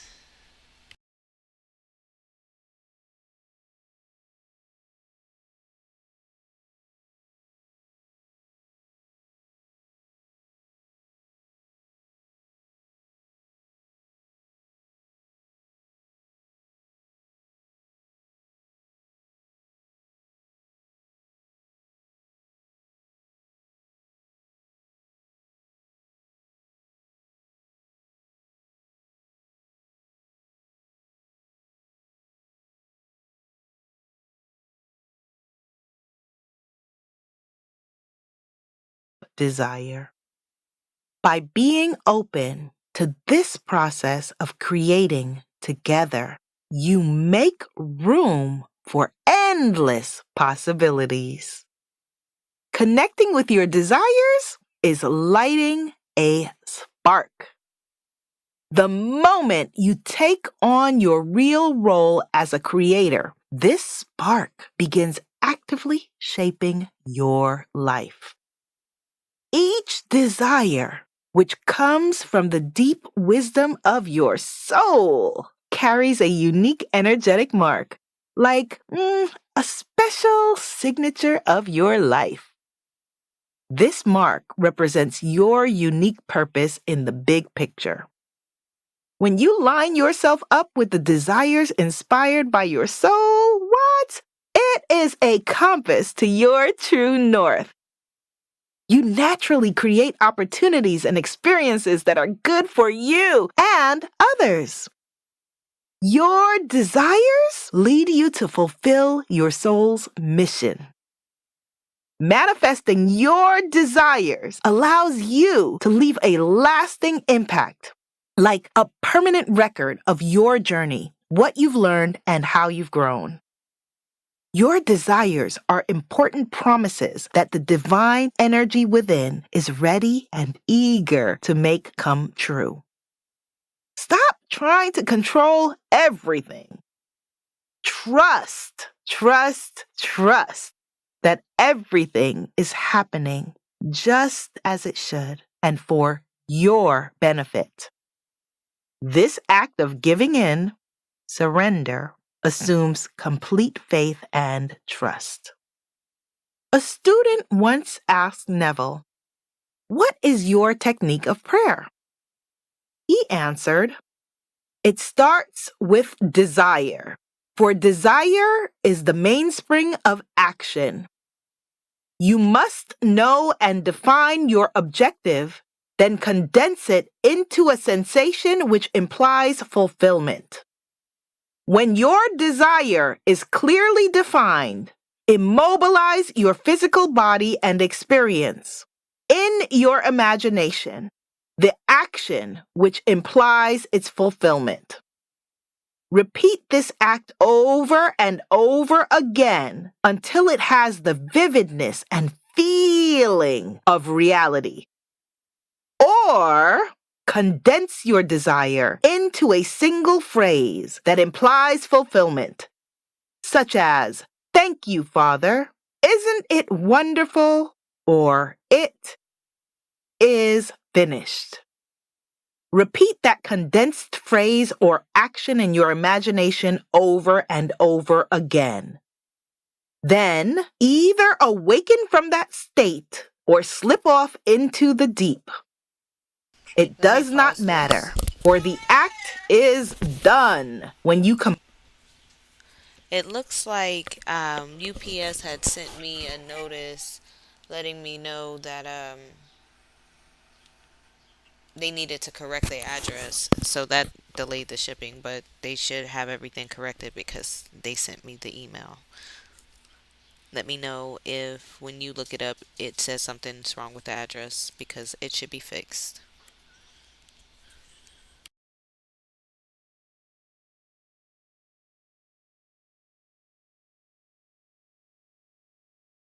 completely accept it as being finished in that sleepy, drowsy state. Thankfulness opens a floodgate of blessings and invites a stream of goodness and prosperity. This strengthens your connection and fuels your deepest desires being born. Get clear about what you want. Then use your imagination to feel and experience it as if it's already happened. At first, I was thrown off when I read Neville's teaching, "Creation is finished." Then I realized that he meant that whenever you desire something, it already exists in a timeless spiritual realm. As Neville eloquently put it, because creation is finished, what you desire already exists. It is excluded from view because you can see only the contents of your own consciousness. It is the function of an assumption to call back the excluded view and restore full vision. It is not the world, but your assumptions that change. An assumption brings the invisible into sight. It is nothing more nor less than seeing with the eye of God. His teaching of creation is finished is now what quantum manifestors refer to as multiple timelines. Every single one of your desires exists in the fourth dimensional world, ready to be occupied. This fourth dimensional world, a realm beyond the constraints of time and space, holds your dreams, waiting for you to step into Welcome in, them. everyone. Your role as a conscious creator is to recognize that your desires are not distant dreams, but existing realities within this higher dimension. By nurturing your desires with unwavering faith, and assuming the feeling of their fulfillment, you bridge the gap between the spiritual reality where creation is finished and our physical world. Desire propels you toward manifesting your deepest aspirations. Exercise. Delving deeper into your desires. Purpose. To uncover your desires. As you dare to claim your true desires, you free more of your authentic self. 1. What do you want? What desires are emerging for you? Are they based on material needs, personal growth, relationships, personal and spiritual evolution, or a combo of these? Write them down in your journal without judgment. 2. What emotions do your desires awaken in you? Do they turn you on or evoke feelings of excitement, love, joy, or peace? Or do they stir feelings of anxiety, fear, or doubt? 3. How do your desires align with your purpose? Can you see a clear connection? If not, this is a great invitation to explore and learn your purpose. 4. What actions are you inspired to take, if any? 5. How will fulfilling these desires serve you and others? 6. What beliefs do you have about your desires? Do you believe they are possible to achieve? If you have secret doubts or pessimistic beliefs, they can be manifestation blocked. Identifying blocked beliefs is the first step to transforming them. 7. How can you cultivate gratitude for your desires? Gratitude accelerates manifestation. What is conscious manifesting? Conscious manifesting is a hidden superpower within each of us, waiting to be harnessed. It's the art of creating and shaping your life according to your dreams and desires, transforming imaginary possibilities into reality. The truth is that you're already doing this. Yes, you are always manifesting, even when you are not aware of it. Every thought, belief, and emotion we hold sends signals and creates experiences and opportunities. At the heart of manifesting is the concept of conscious creation. Conscious manifesting is the art of manifesting on purpose. The modern social media manifesting movement will argue about whether your desires come because you are attracting them, jumping timelines, collaborating with the divine, quantum shifting, or consciously creating new outcomes. Perhaps it's all of these methods. What does it matter as long as you get the outcome you want? Conscious manifesting involves deliberate and purposeful intention, aligning your thoughts and emotions with your desires. It's like crafting a blueprint for your Looking dreams good, and then huh, building Angel? them into reality. Okay, that's out. That One yes, I was feeling imaginative that. I thought was feeling that at when I a was doing this. time. Had to figure As it I out. said before, manifesting is not new. It is universal law. That means, like gravity, it just is, and it always was.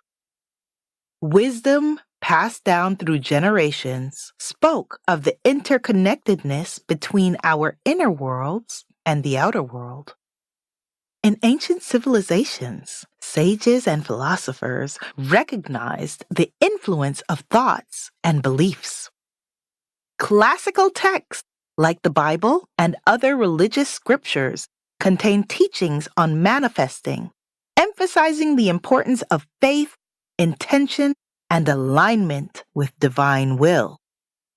Oral literature throughout many countries and cultures in Africa and Asia shared teachings like those of Abdullah. In the late 19th and early 20th centuries, the New Thought movement in North America emerged as a powerful force for personal development and spiritual growth. Influential figures delved into mental healing and mind power, laying the groundwork for manifesting principles that still resonate. In 2006, a groundbreaking movie named The Secret captivated audiences worldwide. I remember telling all of my friends, "Hey, you must see this movie. It changes everything." This documentary by Rhonda Byrne, publicized by Oprah Winfrey, brought the concept of manifesting into mainstream consciousness. The Secret introduced the law of attraction, the idea that like attracts like, and that by aligning our thoughts with our desires, we can attract positive outcomes into our lives. Oprah was instrumental in bringing the law of attraction into mainstream awareness. Through her talk show, and I watched every episode after school, and media platforms, she introduced millions to books and key figures in the self-help community. Her endorsement shifted manifesting from a niche topic to dinner conversation. After The Secret, Abraham Hicks, channeled by Esther Hicks, became a major force in the law of attraction community. They introduced nuanced concepts like vibrational alignment, enriching the movement. Countless people explored the potential of their thoughts and intentions. Folks learned that they had more power than they thought over themselves and their lives. This is a wonderful thing. I was already trying many of these practices. The mainstreaming of it allowed me to come out of the closet as a secret manifester. Purposeful manifesting has evolved into an essential aspect of conscious living.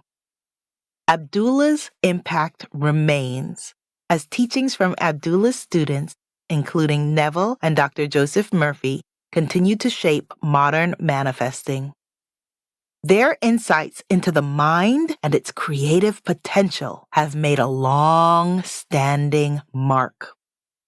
Conscious manifesting is not really mysterious or esoteric. It is a practical and empowering, real approach to shaping your reality deliberately. At its core, conscious manifesting involves being aware of the creative power of your thoughts, beliefs, and emotions, and intentionally aligning them with your desired outcomes. In the realm of manifesting, there are two distinct approaches. conscious and unconscious manifestation. Unconscious manifestation occurs when we are not fully aware of the thoughts and beliefs driving our experiences. Conscious manifestation is actively engaging with our thoughts and emotions. Setting clear intentions is like using GPS. When you identify your true desires, you establish a direction for your manifesting. Conscious manifesting encourages us to be honest with ourselves and recognize what brings us joy. You have the power to shape your reality. Embrace this truth with unwavering belief and gratitude. Critics argue that an overemphasis on positive thinking can promote toxic positivity and spiritual bypassing, sidelining real issues like trauma, systemic inequality, or mental health struggles. Make sure that your pursuit of manifesting complements rather than replaces your emotional and psychological healing. The power of imagination. Now clothe yourself with Barbados. Put it on as you would another garment, just as you would another garment, so that you would smell the tropics and you would see, were you in Barbados? Abdullah. Close your eyes and imagine yourself living your desired reality. The alchemical process that turns thoughts into reality is within the realm of your imagination. Feel the warm embrace of love. Smell the success. Hear the applause. Taste the moment and feel the fulfillment. At the very core of our human consciousness is the gift of imagination. Neville said, "If the word God in any way conjures within you something that is other than your own wonderful human imagination, you've got the wrong God." True understanding of God is not something separate or external, but as an intrinsic and indwelling aspect of our own consciousness and creative abilities.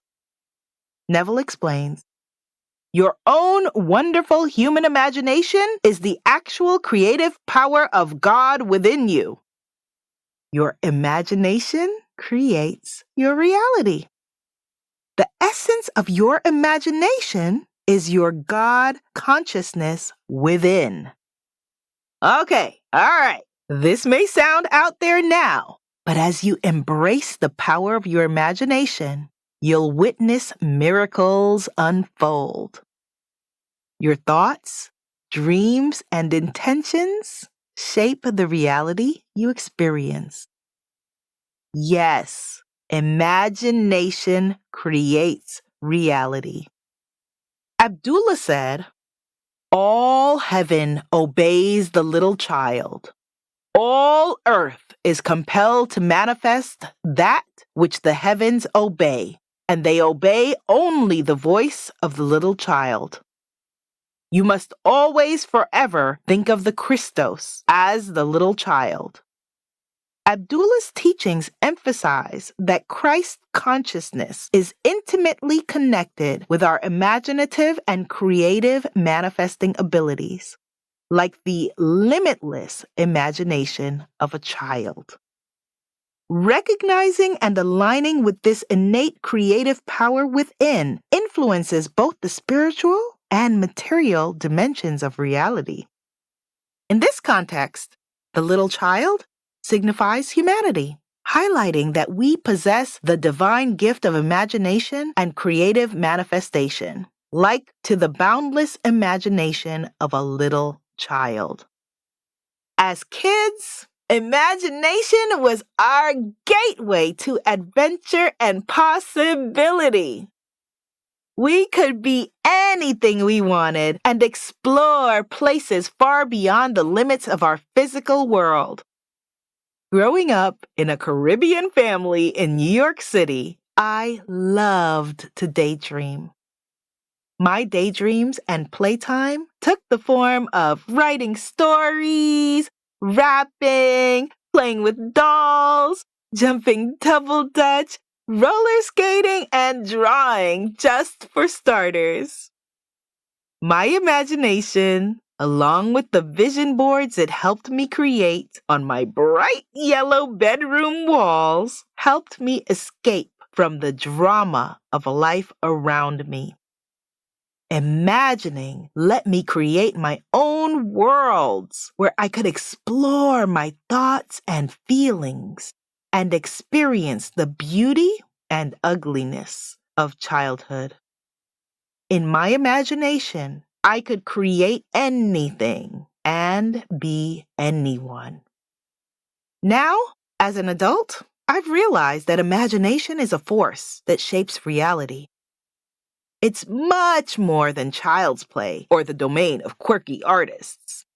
Speaking as a quirky artist, as society tries to have us believe, imagining is an ability that each one of us has, and it affects your life. We have all experienced how imagination can make you feel anxious, worried, or excited about an event that hasn't happened. You might have created a worst-case scenario in your head and felt its physical effects: a pounding heart, nervousness, or sweaty palms. On the other hand, when you visualize or imagine a positive outcome, you most likely feel relaxed, confident, or happy. This is your imagination at work. Now, imagine using this power to shape your life intentionally. Everything ever invented or humanly created started in someone's imagination. Let's get more specific. What if I told you that your imagination is the God force? That's the essence of Abdullah's teachings and those of his star pupil, Neville. Neville taught that our beliefs and feelings, shaped by our imagination, reflect in our external circumstances. If you change your inner world, your external reality will follow suit. He emphasized that we are the creators of our own reality, and that by using our imagination and feeling our wish fulfilled, we can attract and manifest our desires. Abdullah introduced Neville to the esoteric metaphysical power of using imagination for transformation. Let's go back to move forward. In 1933, as the bitter winds of the Great Depression swept the country, my beloved New York City was a place of struggle. The Great Depression was a global economic crisis that spanned from 1929 to 1939. Soup kitchens, bread lines, unemployment, and misery mixed with despair. Jobs were hella scarce, and the once thriving spirit of the Big Apple was a distant memory. Abdullah lived in a beautiful residence on West 72nd Street, previously owned by the father of the country's treasurer. At a time when hope was in short supply, Abdullah personified resilience. Neville, a renowned dancer, found himself in a city where Broadway shows were no longer a luxury people could afford. But in the middle of the gloom, he found a glimmer of hope as he cleaned Abdullah's home in exchange for a metaphysical apprenticeship. And thank you all for joining. Neville's family came from Barbados for a visit, and as soon as they left and the October chill settled in, Neville felt homesick. He hadn't been back to Barbados in 12 years. He confessed to Abdullah that he was longing to spend Christmas at home with his family. The only problem? He was completely broke. Abdullah's determined response surprised Neville. You are in Barbados. Let's take the story from Neville. He said to me, you are in Barbados. I said, I am in Barbados. He said, yes, you are now in Barbados. And so you see Barbados and you see America from Barbados. And you can smell the tropical land of Barbados. See only the little homes of Barbados. And that's all you do. You just simply sleep this night in Barbados. This is the power of your imagination. If you want to go, Neville, you have gone, Abdullah insisted. What do you mean, I have gone, Abdullah? Do you really want to go? He asked. Yes, Neville answered. Abdullah replied with the magic formula for manifestation. As you walk through this door, now you are not walking on 72nd Street. You are walking on palm-lined streets, coconut-lined streets. This is Barbados. Do not ask me how you are going to go. You are in Barbados. You do not say how when you are there. You are there. Now you walk as though you were there. Abdullah instructed Neville to live as if he were already there, to imagine the smell of the tropics, enjoy the charm of the island homes, see himself in his mother's house. Neville said, well, I thought him insane, really. I mean, at the moment it seems so stupid. Even though he was thoroughly confused by Abdullah's advice, Neville followed it. You seen I was getting a little He confused. immersed himself Thank you, Angel. in his imagination, especially every night before falling asleep.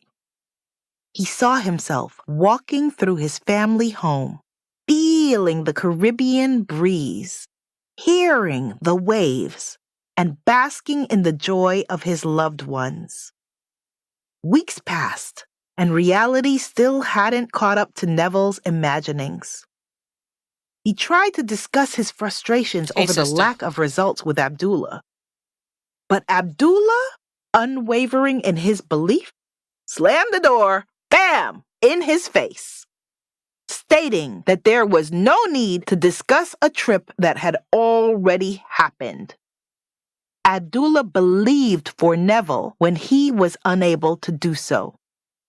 December came, and despite his imaginal efforts, Neville was still in New York, his faith wavering.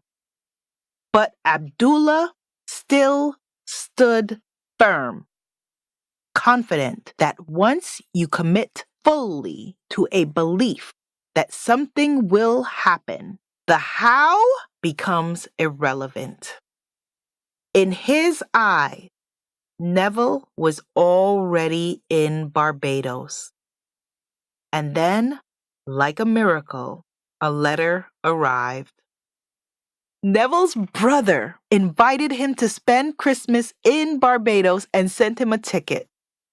Although he could only afford third class, Neville was overjoyed. He rushed to tell Abdullah, expecting him to be surprised. But Abdullah simply said, who told you that you are going to Barbados? And who told you that you went to Barbados third class? You went to Barbados and you went first class.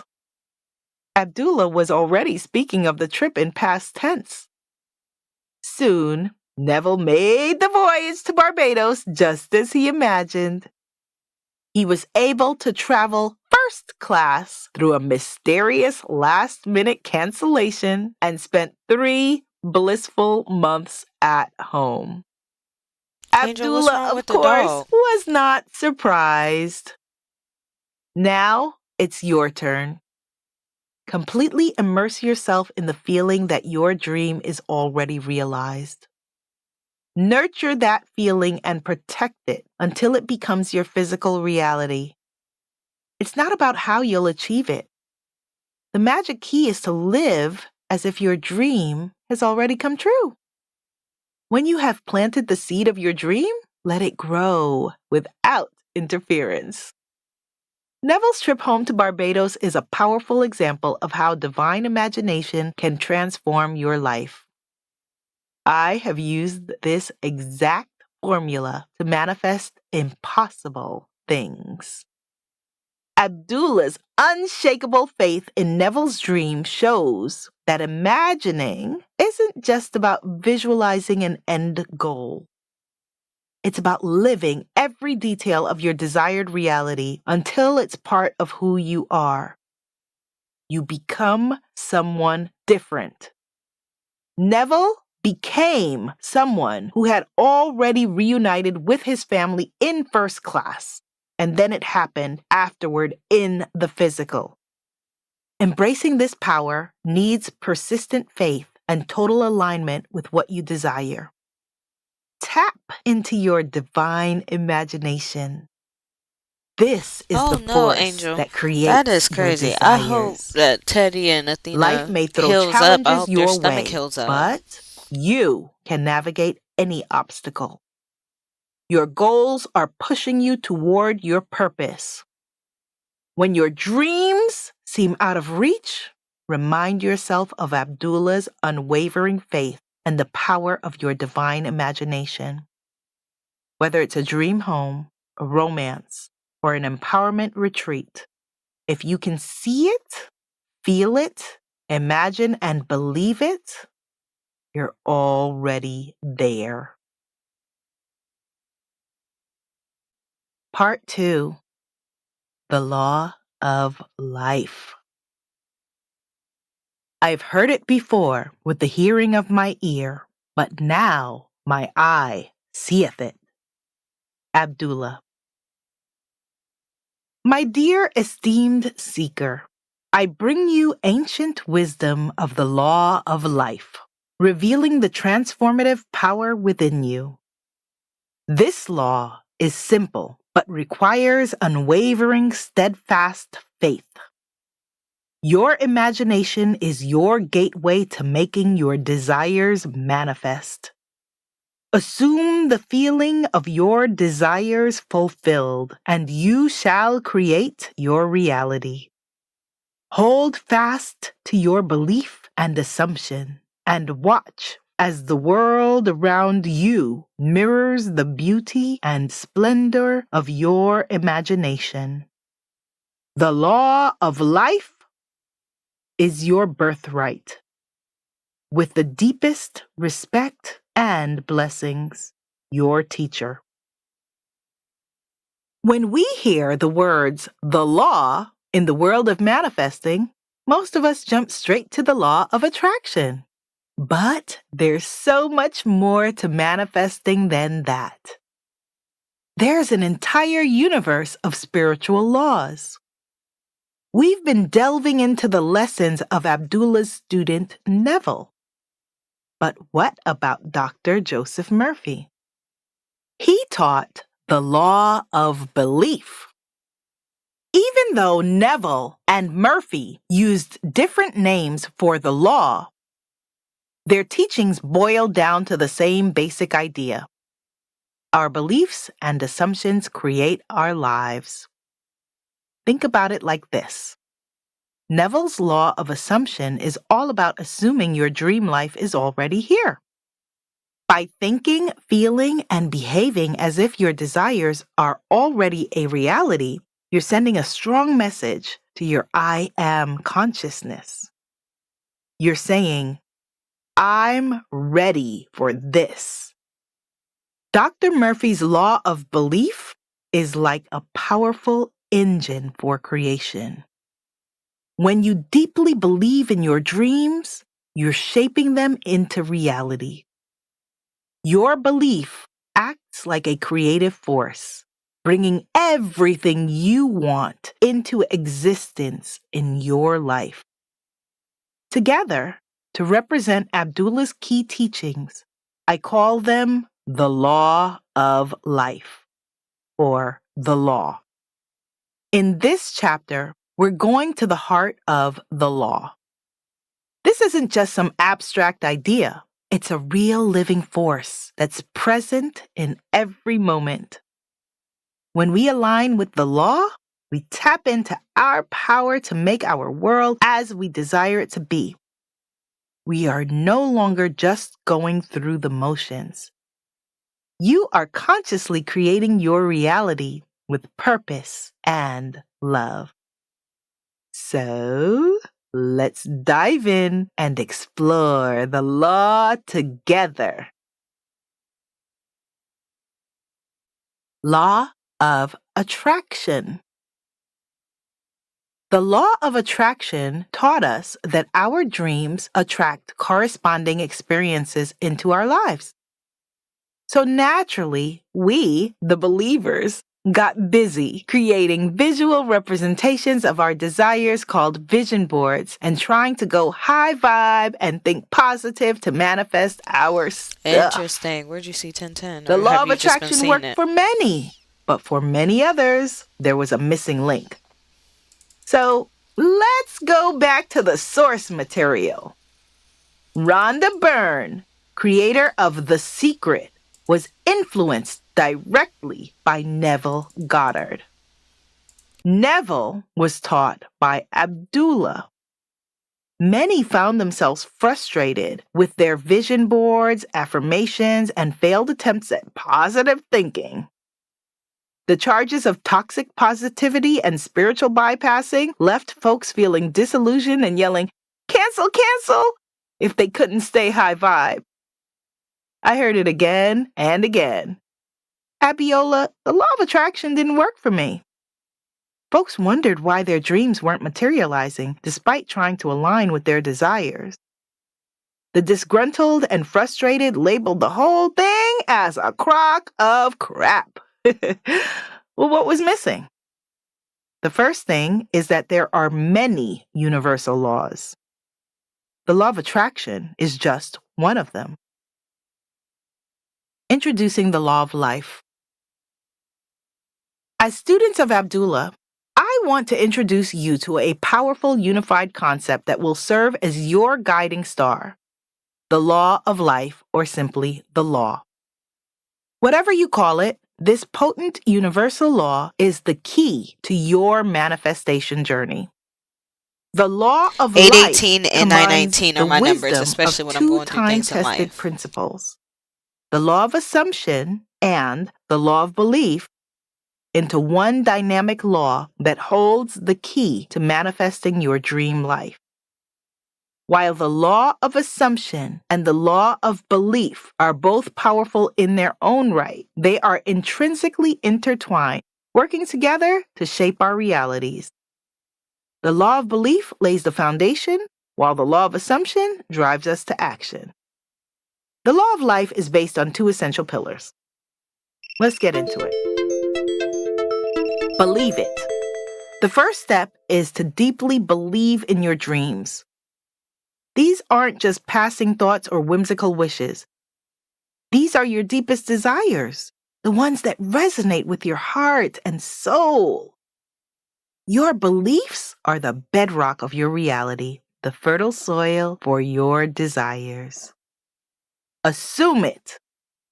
Building on your beliefs, start assuming that your desires are already a reality.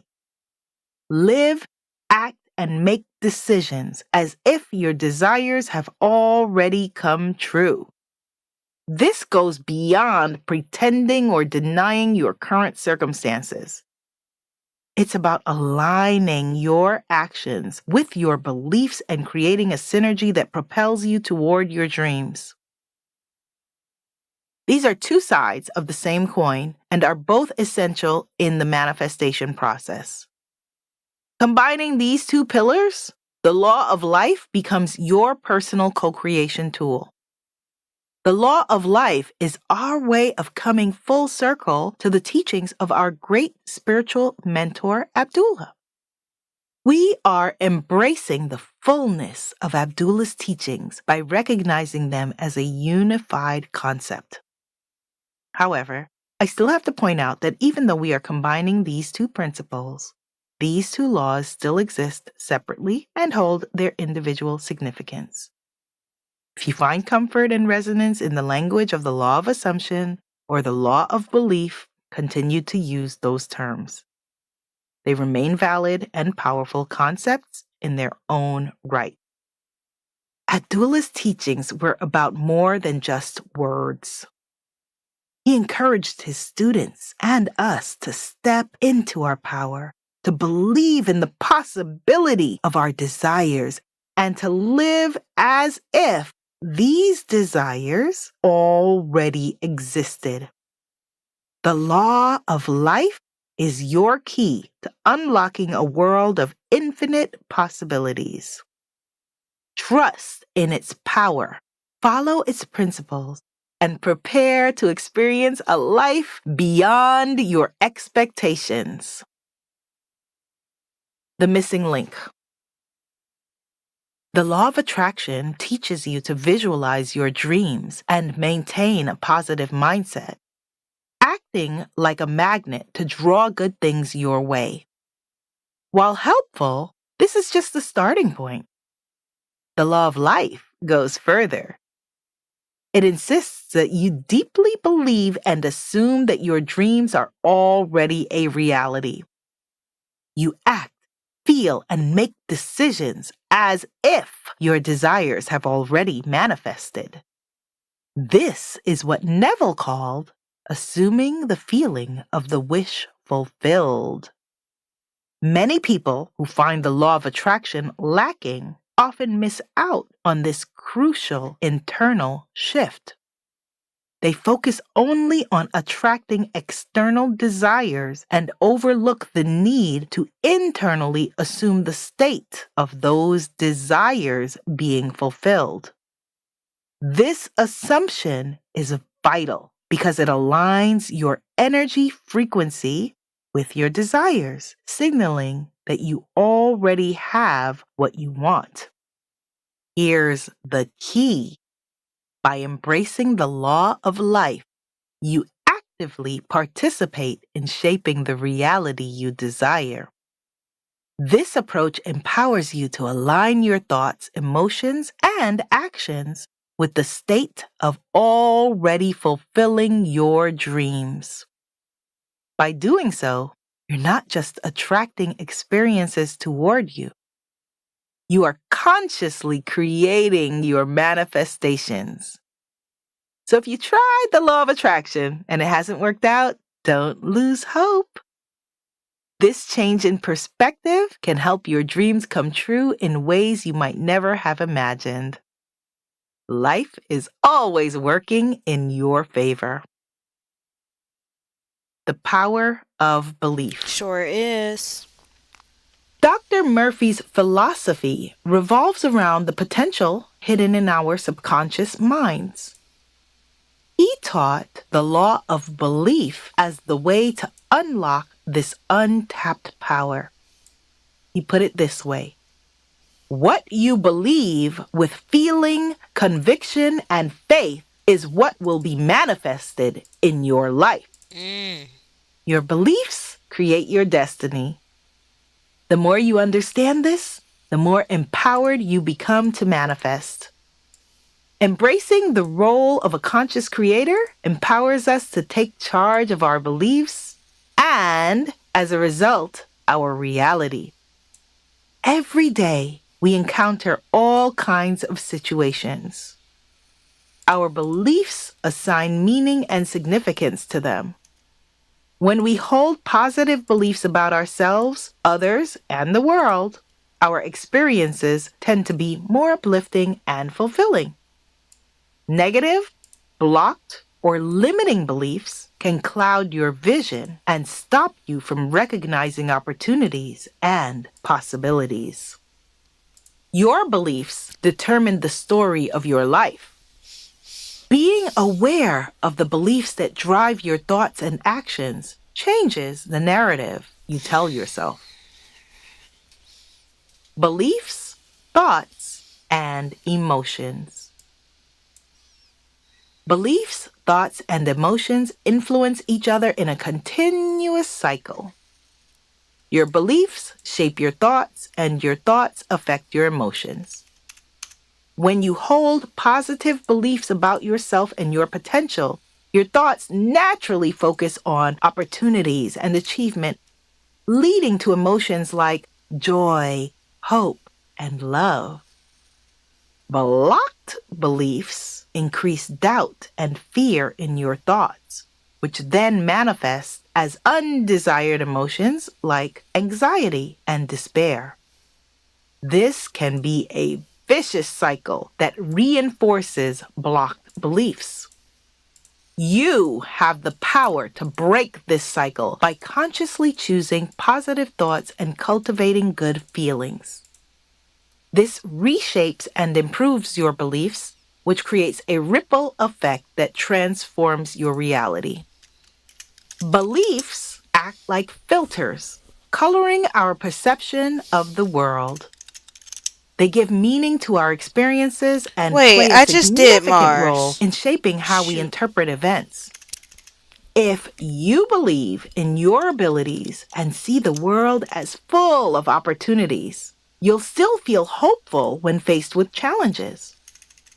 If you have blocked beliefs, you might feel anxious and uncertain, even in the face of positive developments. The exciting part is that you can change these beliefs by becoming aware of them and making a conscious choice to see the world differently. Focus on empowering thoughts to cultivate a more positive outlook and open up a world of new possibilities. Even though it may seem like it, I don't know our why I keep beliefs saying are never fixed. that's all only because y'all want to Beliefs see are me. flexible Ugh. and malleable. Okay. Yes, The some planets look cute. beliefs feel harder to shift than others, but beliefs can be transformed. We have the power to choose and modify our beliefs to align them with our desires and objectives. The more we think certain thoughts or experience specific situations, the stronger the neural pathways become, making beliefs more resistant to change. Repetition helps solidify beliefs.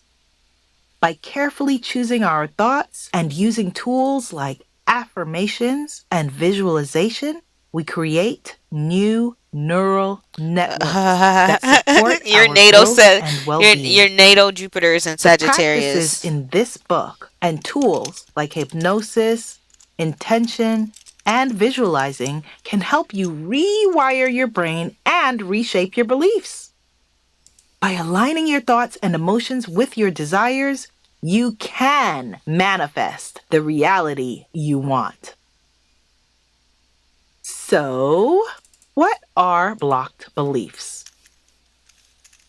If you've ever found yourself holding back, self-sabotaging, or feeling like your actions don't align with your intentions, you've come face to face with your own success blocks or blocked beliefs.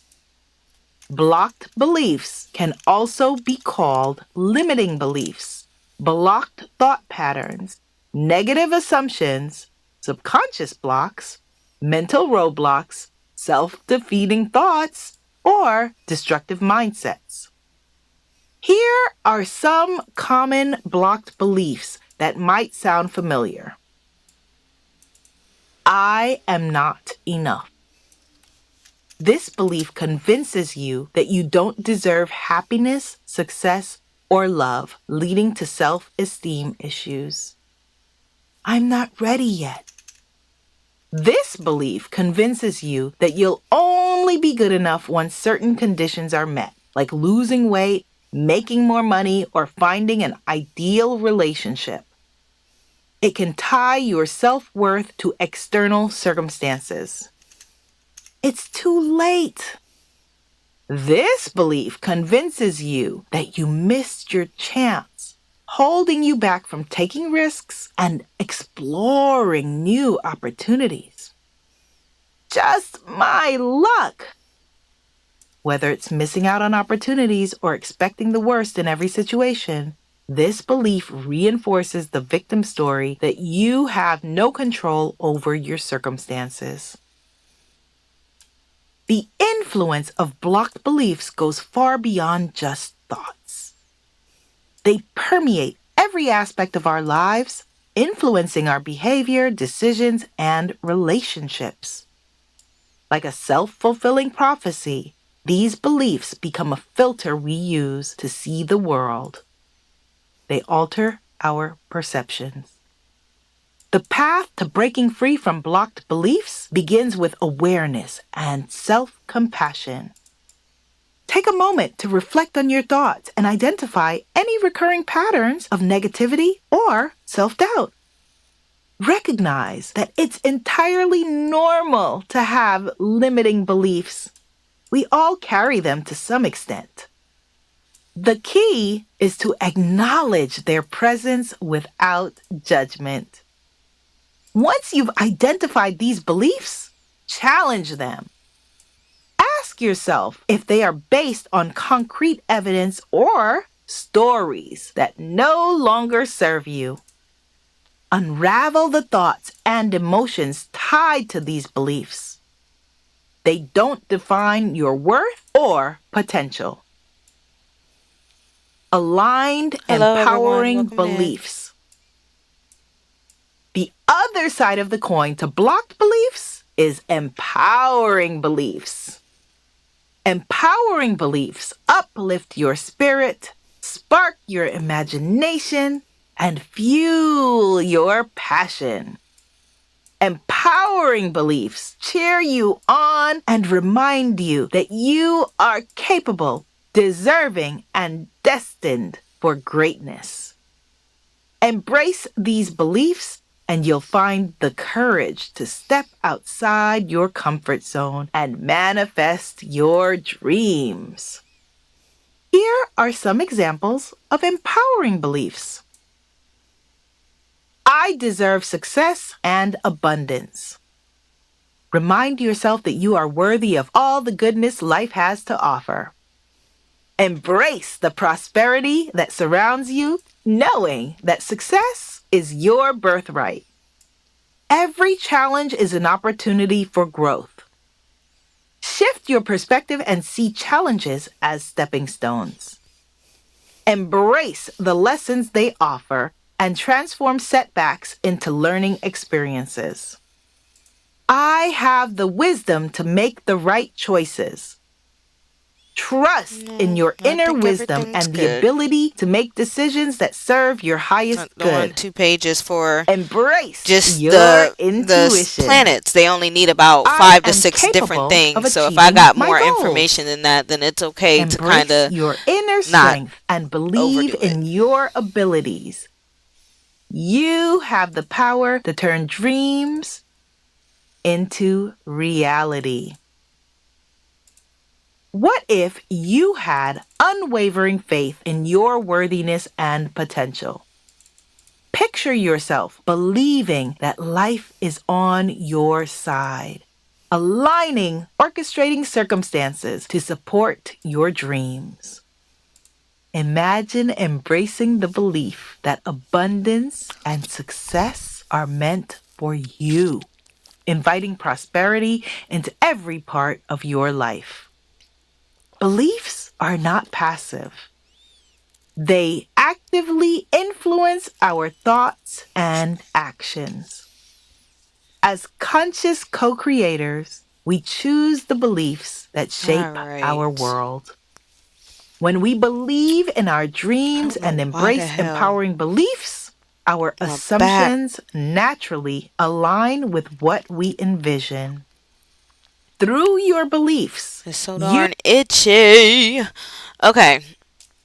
It's your time to shine, Angel. How many aspects do you believe you have in Jupiter? And I do want to tell you, the further we go down, the less you have.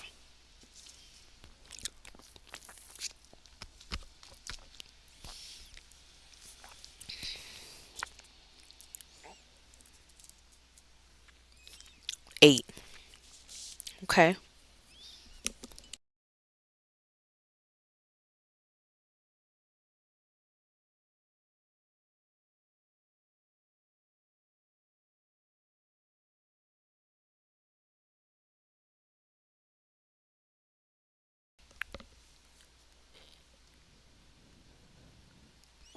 Your Jupiter is in Sagittarius. You believe that you have 8 aspects in Jupiter.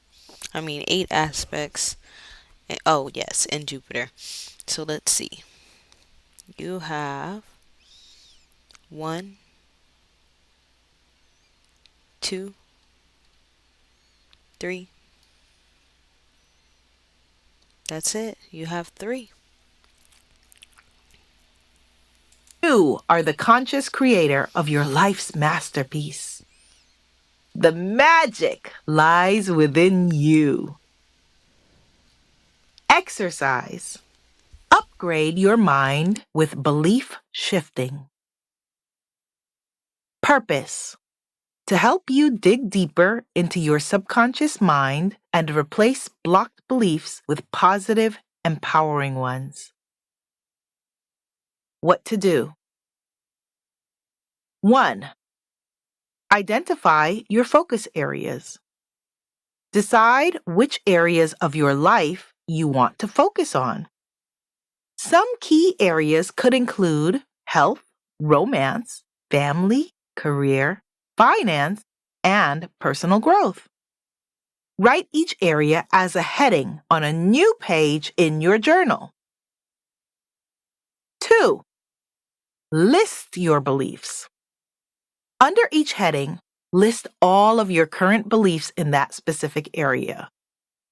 Be as real and thorough as possible. Write down everything that comes to mind, even if it seems irrelevant.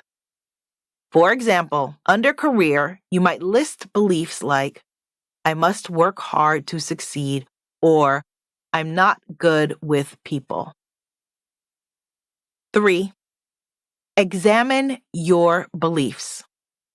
Once you make your lists, review each belief and ask yourself, does this belief serve me, empowering belief, or hold me back, blocked belief? If the belief contributes to your growth and happiness, it's serving you. If the belief creates fear or doubt, it's limiting you. 4. Challenge blocked beliefs.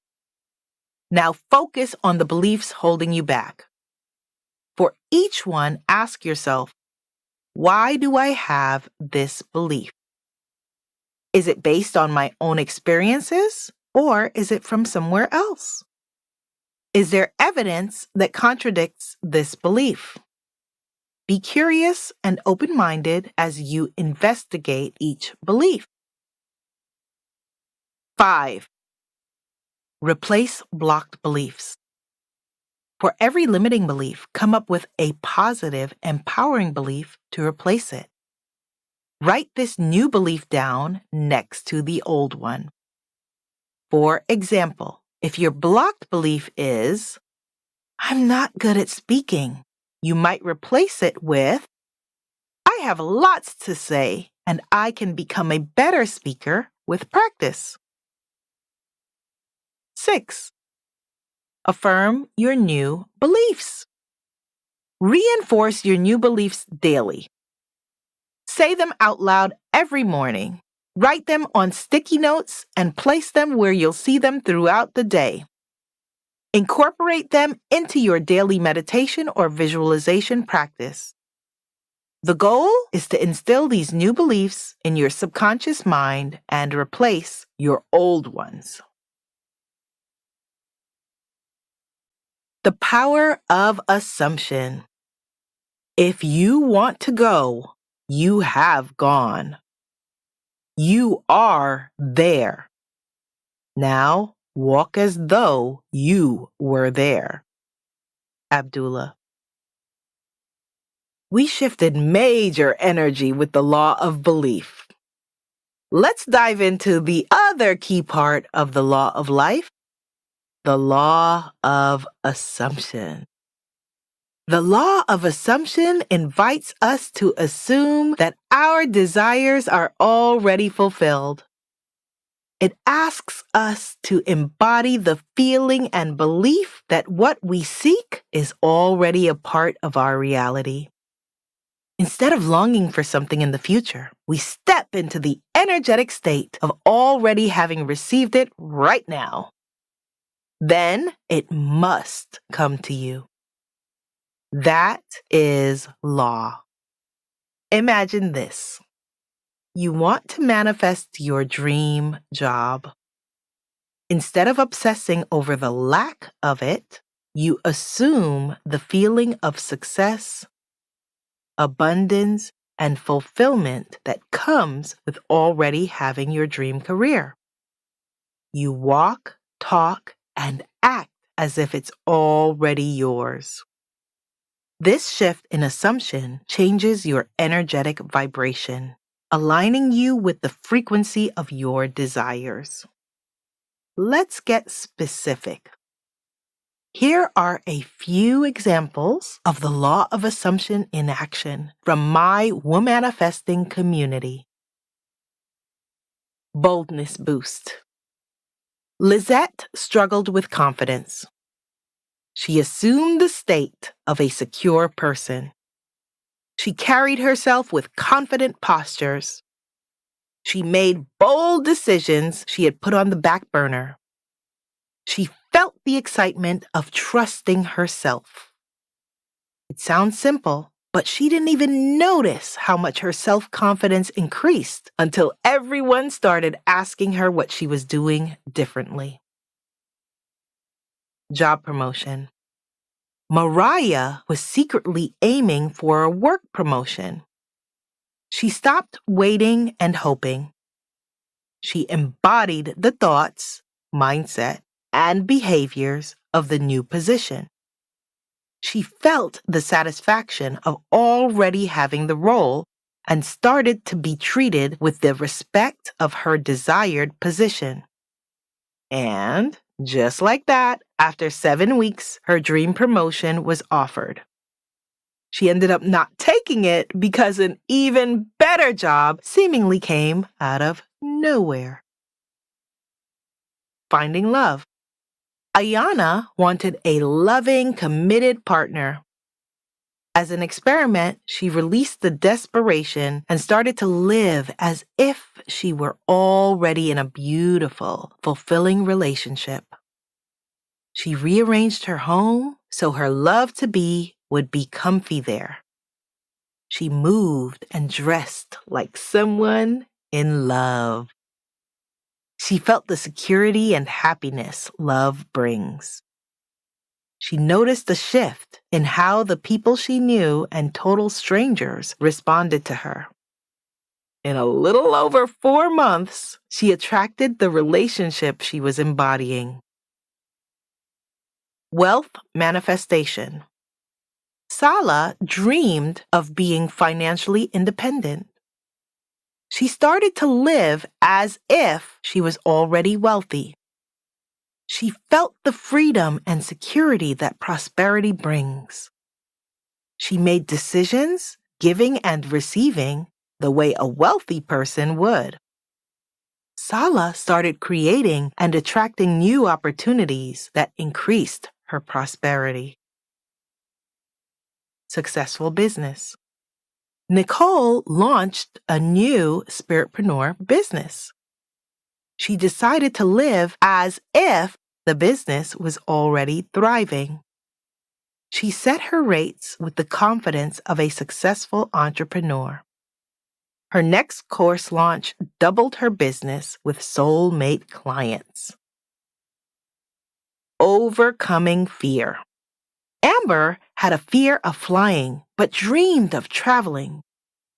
She imagined the thrill and freedom of traveling to tropical places. She joined a fun, sexy travel club. Her fear diminished. The money came from nowhere, and she attended my last international retreat. In each of these situations, it was crucial for them to wholeheartedly assume their desired state, to feel it, live it, and know it as their current reality. Most of them supplemented their assumptions with the processes at the end of this book and in the PDF, but some of them were able to move forward with assumption alone. A guide to unlocking the power of the law of assumption. So how can you leverage the law of assumption to manifest your desires and aspirations? Identify and define your desire. As we discussed in the foundation, you have to know what your wish is before you can assume the feeling of your wish fulfilled. Spend time defining your desire. Make it clear, concise, and compelling. What is it that you want? Focus on the end result, not how you'll get there. Leave the how to the divine. Embrace the feeling of the wish fulfilled. The law of assumption is not about intellectualizing your desire. It's about embodying the emotional and physical state of your wish fulfilled. You feel and live as if your desire is already a reality. How would you feel if your desire was already manifested? What would you feel? Joy, relief, freedom, peace, safety, sexiness, thankfulness, giddiness, love, excitement, or satisfaction. Cultivate these feelings now. Incorporate your assumptions into daily life.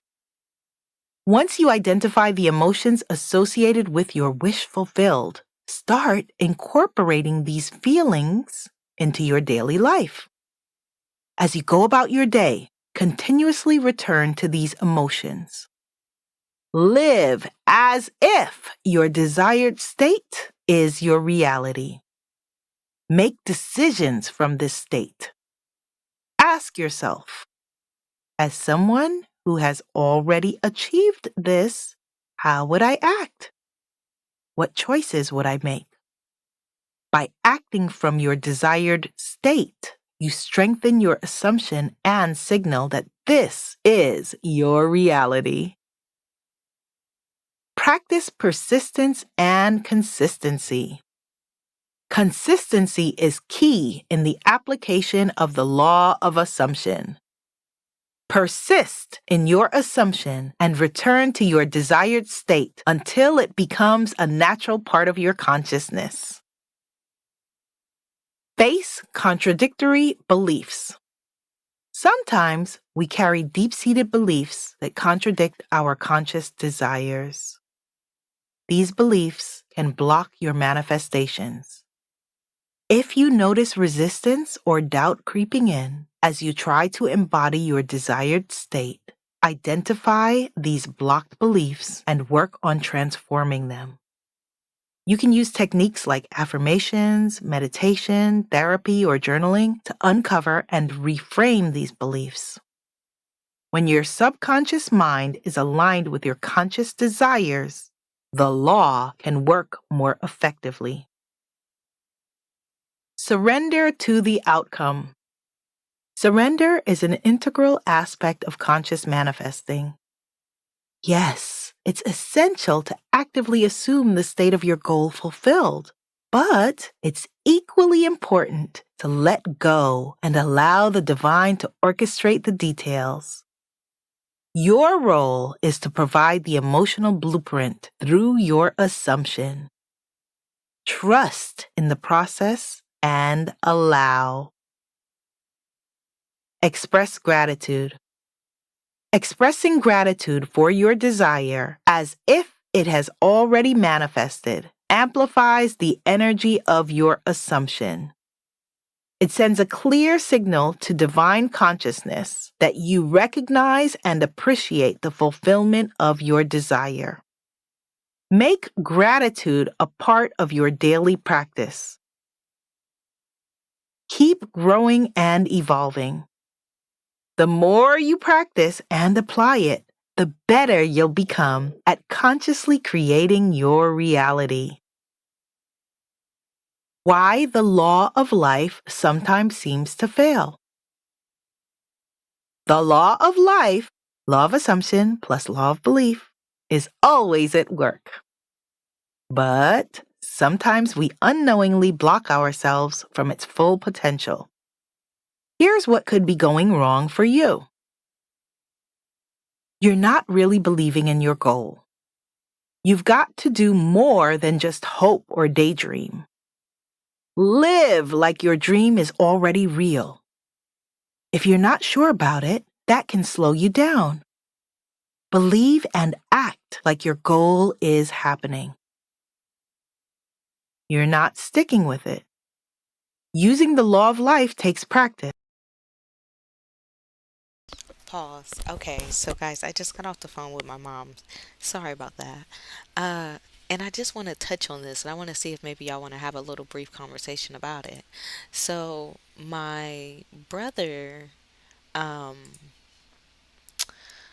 my brother just moved into this new neighborhood, and my brother, he's a very non-confrontational type of guy. He don't like no drama. He don't like no confrontation. He don't like none of that stuff, right? Excuse me. And he's already mentioned that driving around in the neighborhood, he like there's some badass kids out here. Like, I already know, I already see it, right? He's already mentioned this. He's already talked about this. So the first day he moves in, someone stole his doormat. The same day that he got the doormat, someone stole the doormat.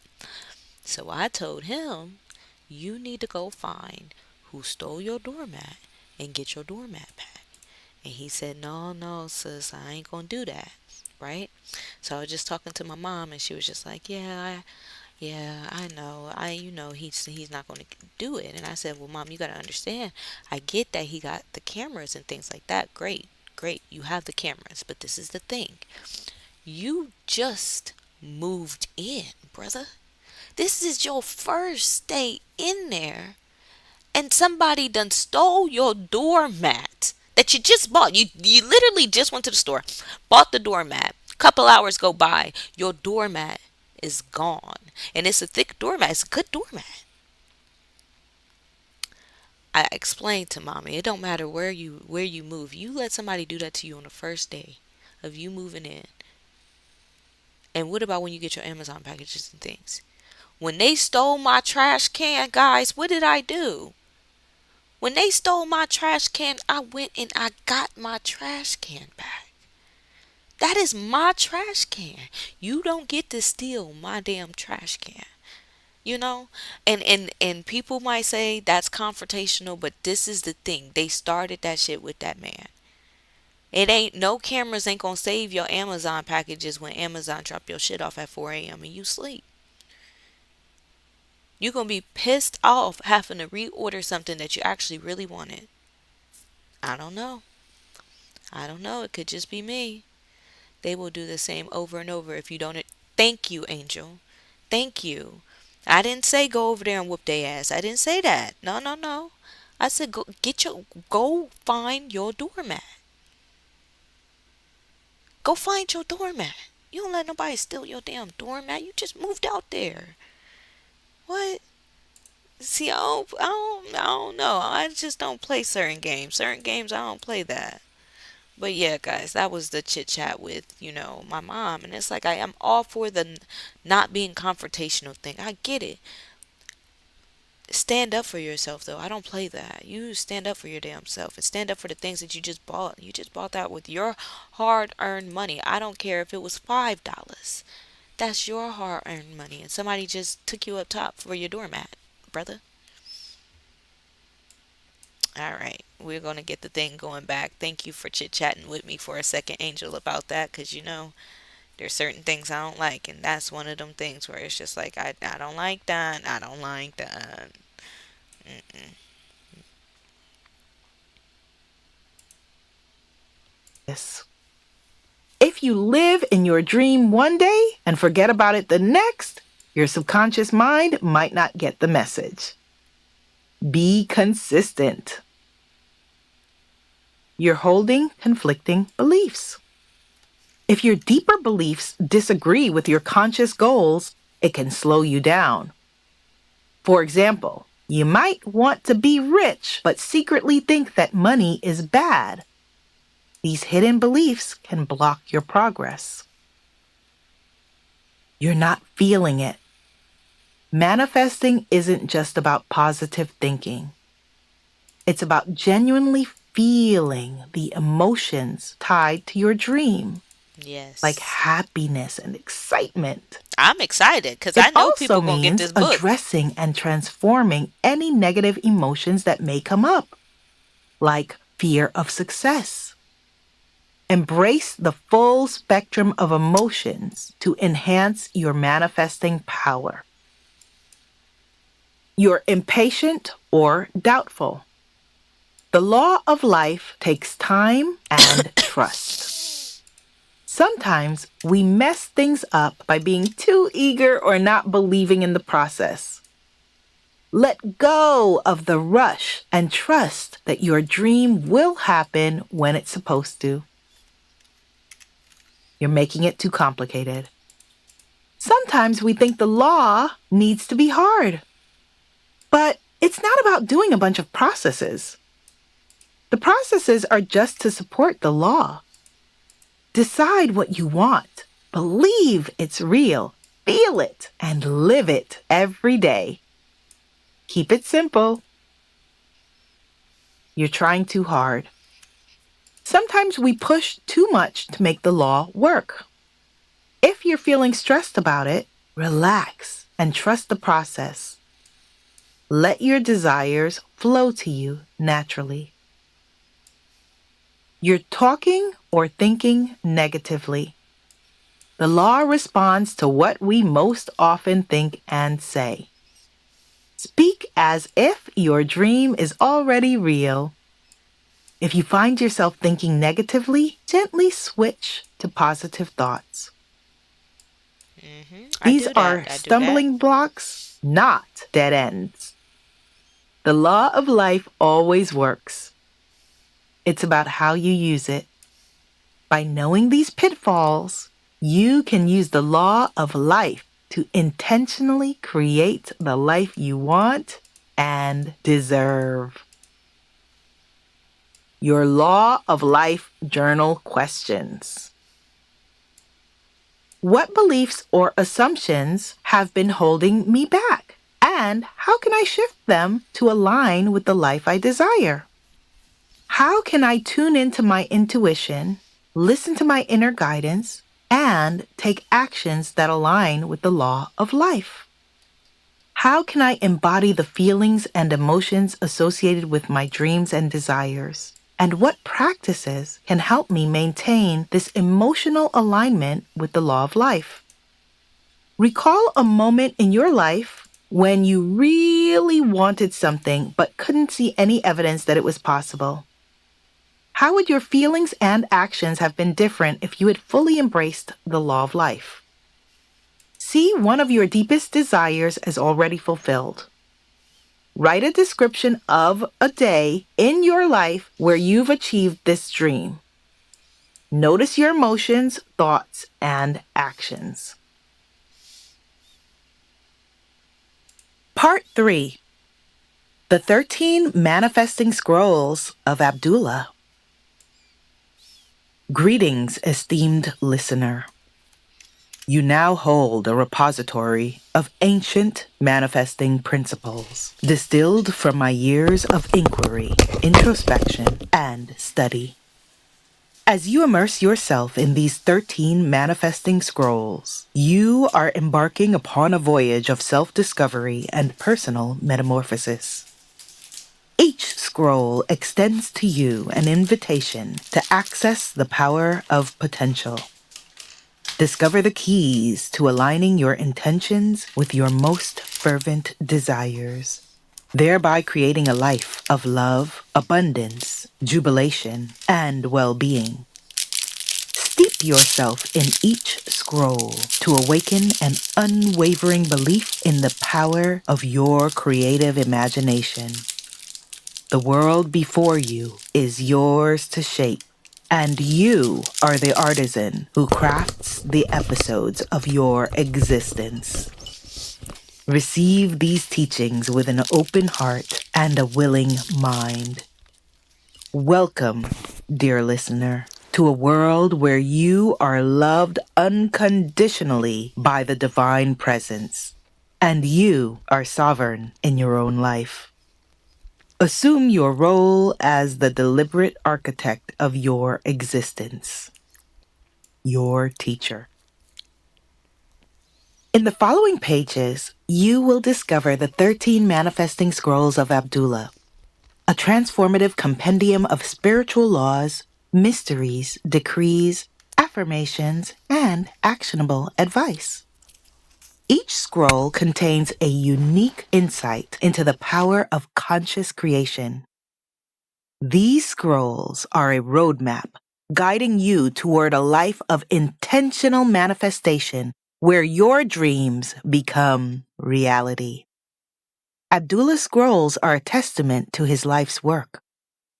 His legacy has inspired millions to awaken their power and create the life they really want. By practicing these principles consistently, you will begin to notice subtle shifts in your reality as your desires begin to materialize and your life aligns with your highest aspirations. Let these scrolls serve as a reminder that you are the creator of your destiny and you hold the power to shape your life. The mystery of self-concept. You must start with the self. Find self. Don't be ashamed ever of the being you are. Discover it and start the changing of that self. Abdullah.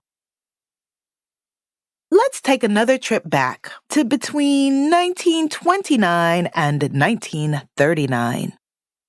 Prejudice and racism were legal, overwhelmingly overt, and uber-present. The Ku Klux Klan rained down terror and fear in a resurgence known as the Bloody Twenties with lynchings, arson, and intimidation, holding marches even in the North from New Jersey to Washington, D.C. The artistic and intellectually vibrant Harlem Renaissance was waning due to the impact of the Great Depression. Harlem residents faced housing discrimination, overcrowding, and exploitive landlords. United Negro Improvement Association founder Marcus Garvey was deported back to Jamaica in 1927 for advocating for Black empowerment. Public spaces such as hotels, restaurants, and pools either explicitly excluded Black people or made it clear we were unwelcome. Just like today, Black residents in the North and South alike frequently experienced unjustified arrests, beatings, and other forms of abuse by law enforcement. Black workers were relegated to the lowest paying menial jobs if they could find work at all. Josephine Baker moved to Paris in the 1920s to escape American racial discrimination and segregation. In the near future of 1938, Billie Holiday will break barriers as one of the first Black women vocalists with a white orchestra, but will be prohibited from eating with the band or staying in the same hotels. Marian Anderson was a contralto who gained international acclaim in the 1930s, but would have to wait until 1955 to become the first Black person to perform at the Metropolitan Opera in New York City. During this time, a person of color wouldn't dare go up to any ticket booth outside of a Black neighborhood to ask for a seat in the front section. We were only allowed in the balcony seats, if at all. Those were the rules. But Abdullah didn't play by these rules. Abdullah didn't accept that's just the way it is. He didn't allow his white friends to purchase tickets for him. An opera aficionado, Abdullah would walk straight up to the ticket booth, not caring about the dangers and biases of the times. With an unwavering voice, he'd command, "I want 2 in the center. I don't want too far back. Not beyond the 6th row. Right in the center." The response? Yes, sir. Without missing a beat, he'd get 2 tickets to any show his heart desired. Neville had his first experience with opera courtesy of Abdullah. "You go on Good Friday in New York," Abdullah said. So they attended Wagner epic Parsifal together. Abdullah's choice of Parsifal on a Good Friday was a layered message. In the opera, Parsifal sets out to find the Holy Grail, a symbol of spiritual awakening and achieving desires. Good Friday is the day in Christian tradition associated with the crucifixion of Jesus Christ and his subsequent resurrection. Abdullah's message here is to embrace your inner journey and the capacity for rebirth. Transform your consciousness and embody the qualities needed for successful manifesting and spiritual growth. Abdullah's audacity in walking up to the box office and demanding his rightful place in the orchestra section was revolutionary. He was a dark-skinned Black man and foreign-born in an era that denied people like him their due respect and dignity. Yet, there he was, challenging the status quo with the simple act of purchasing an opera ticket. Abdullah's attitude of deservedness was rooted in his self-concept, which you may call his identity. Abdullah held a firm belief in his self-worth. He was unshaken by societal norms and prejudices. He understood his worth as a human being, not defined by his race, but his inherent value.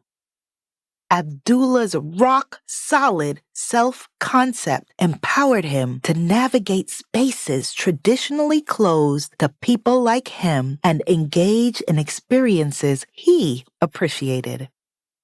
Abdullah's conviction in his own worthiness allowed him to act confidently and command respect where others might have felt insecure or fearful of racist repercussions. For me, Abdullah purchasing those tickets was more than just gaining access to a cultural event. It was a declaration of his personal power and a strong statement against expectations. The strength of his self-belief paved the way for his own empowerment and served as a beacon of inspiration for others, including Neville and me. To give some perspective on the power of Abdullah's self-concept, I remember walking along East 86th Street 10 minutes from the Opera House in middle school. I felt simultaneously hyper-visible and invisible in my Black skin. I felt insecure walking into stores, restaurants, just being. This was the late 80s. obviously post-civil rights movement, but I had been conditioned and socialized by much in my environment to question my deservedness and worth, even as a child. Before Uber and Lyft, I always had my white friends flag taxis for me in New York. So the image of Abdullah refusing the safety of having his white friends purchase his ticket was a powerful one for me. What is self-concept? Change your conception of yourself, and you will automatically change the world in which you live. Do not try to change people. They are only messengers telling you who you are. Revalue yourself, and they will confirm the change. Neville. Your self-concept is your self-image, how you see the world and how you see yourself in it. We can also consider this to be your identity. Your self-concept is made of the internal stories or maps we hold that guide our experiences and possibilities. This identity includes the deep-rooted beliefs and assumptions that influence how we see the world and what we believe is possible. Your self-concept is the story you tell yourself about who you are, encompassing your personality traits, your abilities, your values, your role in the world, and even how much abundance and joy you believe you're entitled to. When you use phrases like, Lord, don't I get so many phone calls during the day? Okay, listen, we have to stand on business. All of us has to stand on business. If you scrolling past the live, if you in the live, wherever you are right now, you have to stand on it. Okay, it saves you so much time and energy. So much time and energy. There's a reason why you said it. There's a reason why you felt it. There's a reason why you're over it. Let it go. Let it be. Let it fly away. All right. Thank you. people like me, or people like us, or I always or never, that's how I am, or things like that always happen to me, you are revealing your self-concept. For example, my mother and aunts often use the phrase, poor people like us. One day, I asked my mom about it, and she wasn't even aware she does it. She inherited this language and the experience of this self-concept over many generations. Your internal narrative can either empower you or limit you. If your inner film is a drama filled with self-doubt, fear, or negativity, then that's the energy you're going to bring to everything you do. And those are the experiences you're going to manifest. If your internal movie is filled with positivity, confidence, abundance, and joy, then that's the life you'll create. Here's the most powerful part. You are the director of this movie. If you don't like the film playing, change the script, recast the characters, and shift the storyline.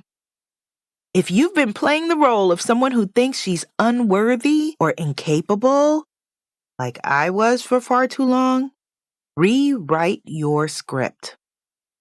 Decide.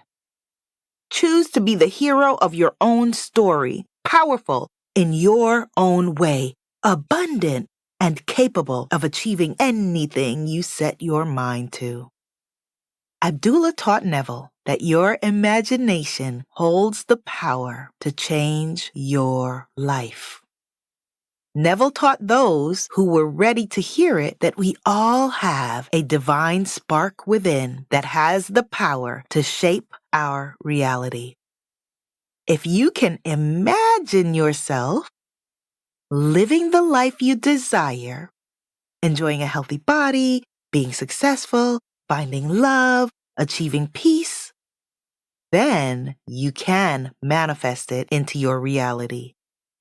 Changing your self-concept starts with a conscious decision to challenge and reshape your beliefs about yourself.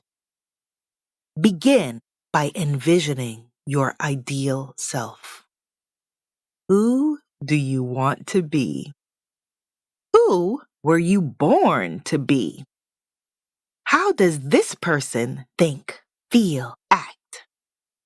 Once you have a clear image, start aligning your thoughts, emotions, and actions with this ideal self. Believe in it wholeheartedly. Feel the joy and satisfaction of being this person in the depths of your soul. One powerful technique is to live as if. Start acting as if you are already the person you want to be. Feel the emotions you'd feel and make the choices they'd make. Now, this isn't about pretending or faking. It's about aligning your energy with the reality you want to create. Changing your self-concept requires courage and persistence. But I promise you, as you begin to embody this new version of you, your external world will begin to mirror this inner transformation. Opportunities will present themselves. The right people will appear. Life will align in ways you can't imagine. Your self-concept is a blueprint for the life you're creating. Abdullah's success as an elder, immigrant, and dark-skinned black man in his time period who was doing esoteric work is a testament to the impact a strong, positive self-concept can have. Here's how to apply this scroll. Believe your worth. This is the foundation of a healthy self-concept and crucial for manifesting.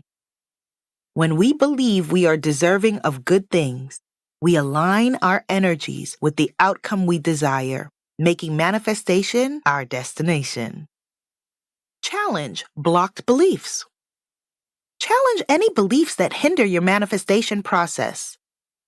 If you perceive I still certain have to do goals your as numerology unattainable, book. you may block your own path to achieving them or keeping them. Visualize and act as if. Abdullah didn't just visualize himself in the orchestra seats. He acted as if it was already a reality. When it comes to manifestation, visualizing our desired outcome and acting as if it's already our reality brings that reality into existence. Stay resilient and persistent. Hold fast to your vision and continue to believe in it, even when faced with obstacles or delays. Be patient. Nurture your positive self-concept, visualizing your desires and acting as if, and you'll see your desired reality unfold. What about self-love, self-esteem, and self-worth? Self-love, self-esteem, and self-worth are all components of self-concept. They're like different facets of the same diamond, each playing a crucial role in shaping your overall perception of you. Let's break it down. Self-concept. This refers to how you perceive yourself, including your beliefs about your own attributes, behaviors, and how you relate to the world around you. It's essentially your mental picture of who you are. This picture can be accurate or distorted, and it can positively or negatively impact your thoughts, emotions, and behavior. Self-love. This is the appreciation and affection you have for yourself, which includes taking care of your own needs, not settling for less than you deserve in relationships, and making time for activities that nourish and fulfill you. Self-love encourages you to show compassion toward yourself, to recognize your intrinsic value, and to treat yourself kindly. Self-esteem. High self-esteem involves believing you are capable, competent, and worthy, while low self-esteem reflects feelings of inadequacy or self-doubt. Self-worth. This represents the belief in your inherent value as a person. Self-worth is the recognition that you are deserving of respect, kindness, and positive life experiences, regardless of your achievements, failures, or what others might think of you. Your view of yourself is influenced by every thought you choose to focus on. Pay attention to how you see yourself in all areas of your life. It shapes your future. Seeing the world through victim-colored glasses. Everything shifts when you realize that no one else is controlling your life. When you really get that you're the source of everything in your life and you have the power to create anything you want, how you see yourself shifts to a place where anything is possible. It's like finding a secret world where your potential is unlimited. Because it is.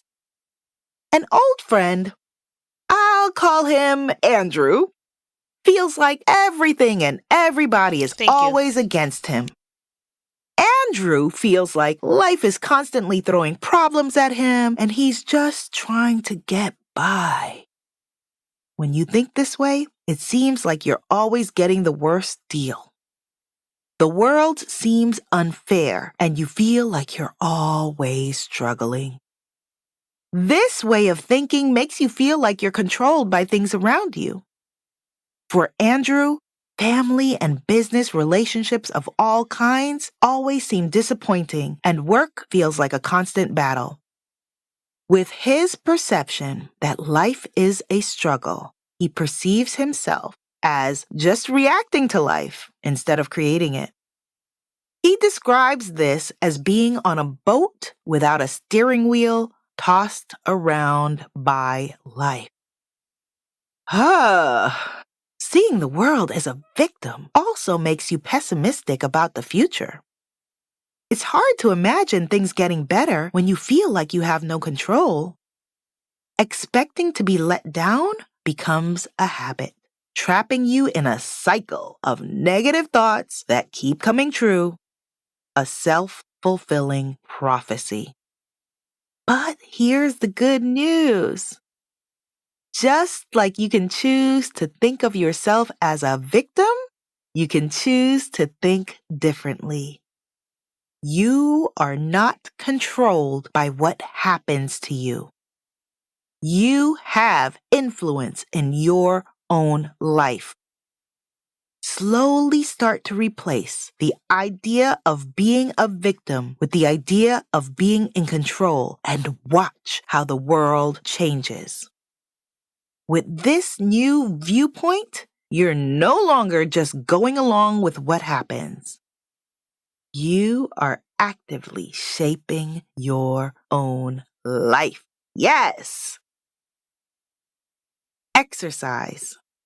How to shift your self-concept. If anyone tries to upstage you to make you feel little and he is big, make a mental image of him sitting on the toilet and you will bring him down to earth. Abdullah. Purpose. To build a healthy self-concept. Have you heard Abdullah's cheeky advice for when someone tries to belittle you? I'm not British, but that's the only word that fit. Now, that's what I call a down-to-earth strategy, literally. When you see yourself as capable, deserving, and worthy of respect, other people will have less impact. What to do? 1. Practice self-awareness. The first step to change is awareness. Reflect on your current self-concept. Be brutally honest. Observe the thoughts that pop up. Are there ways you see yourself that hold you back? Do you have beliefs about yourself that are negative or limiting? 2. Envision your ideal self. Create a clear, compelling image of your desired self-concept as a guidepost for your journey. Who were you born to be? How does this person behave? What kind of thoughts do they have? Who's in their life? What do they value? 3. Use affirmations and decrees. Affirmations, mantras, declarations, and decrees are positive statements that can help you challenge and overcome negative thoughts. Write down affirmations that align with your ideal self and repeat them daily. Your brain believes what you tell it repeatedly. 4. Act as if. Start acting as if you are already the person you want to become. This isn't about fake it till you make it pretending. It's about behaving in ways that align with your new self-concept. When you start to act as if, your beliefs catch up.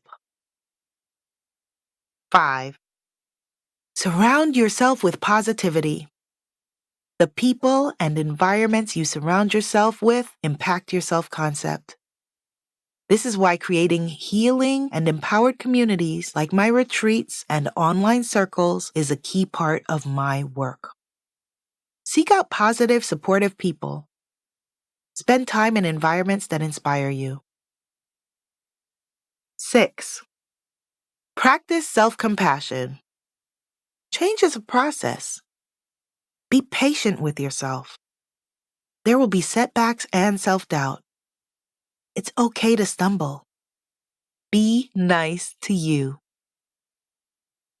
7. Get professional help. If you're finding it challenging to shift your self-concept on your own, consider professional help. A skilled therapist, counselor, healer, life coach, course, or community can provide valuable guidance and support. 8. Repetition is power.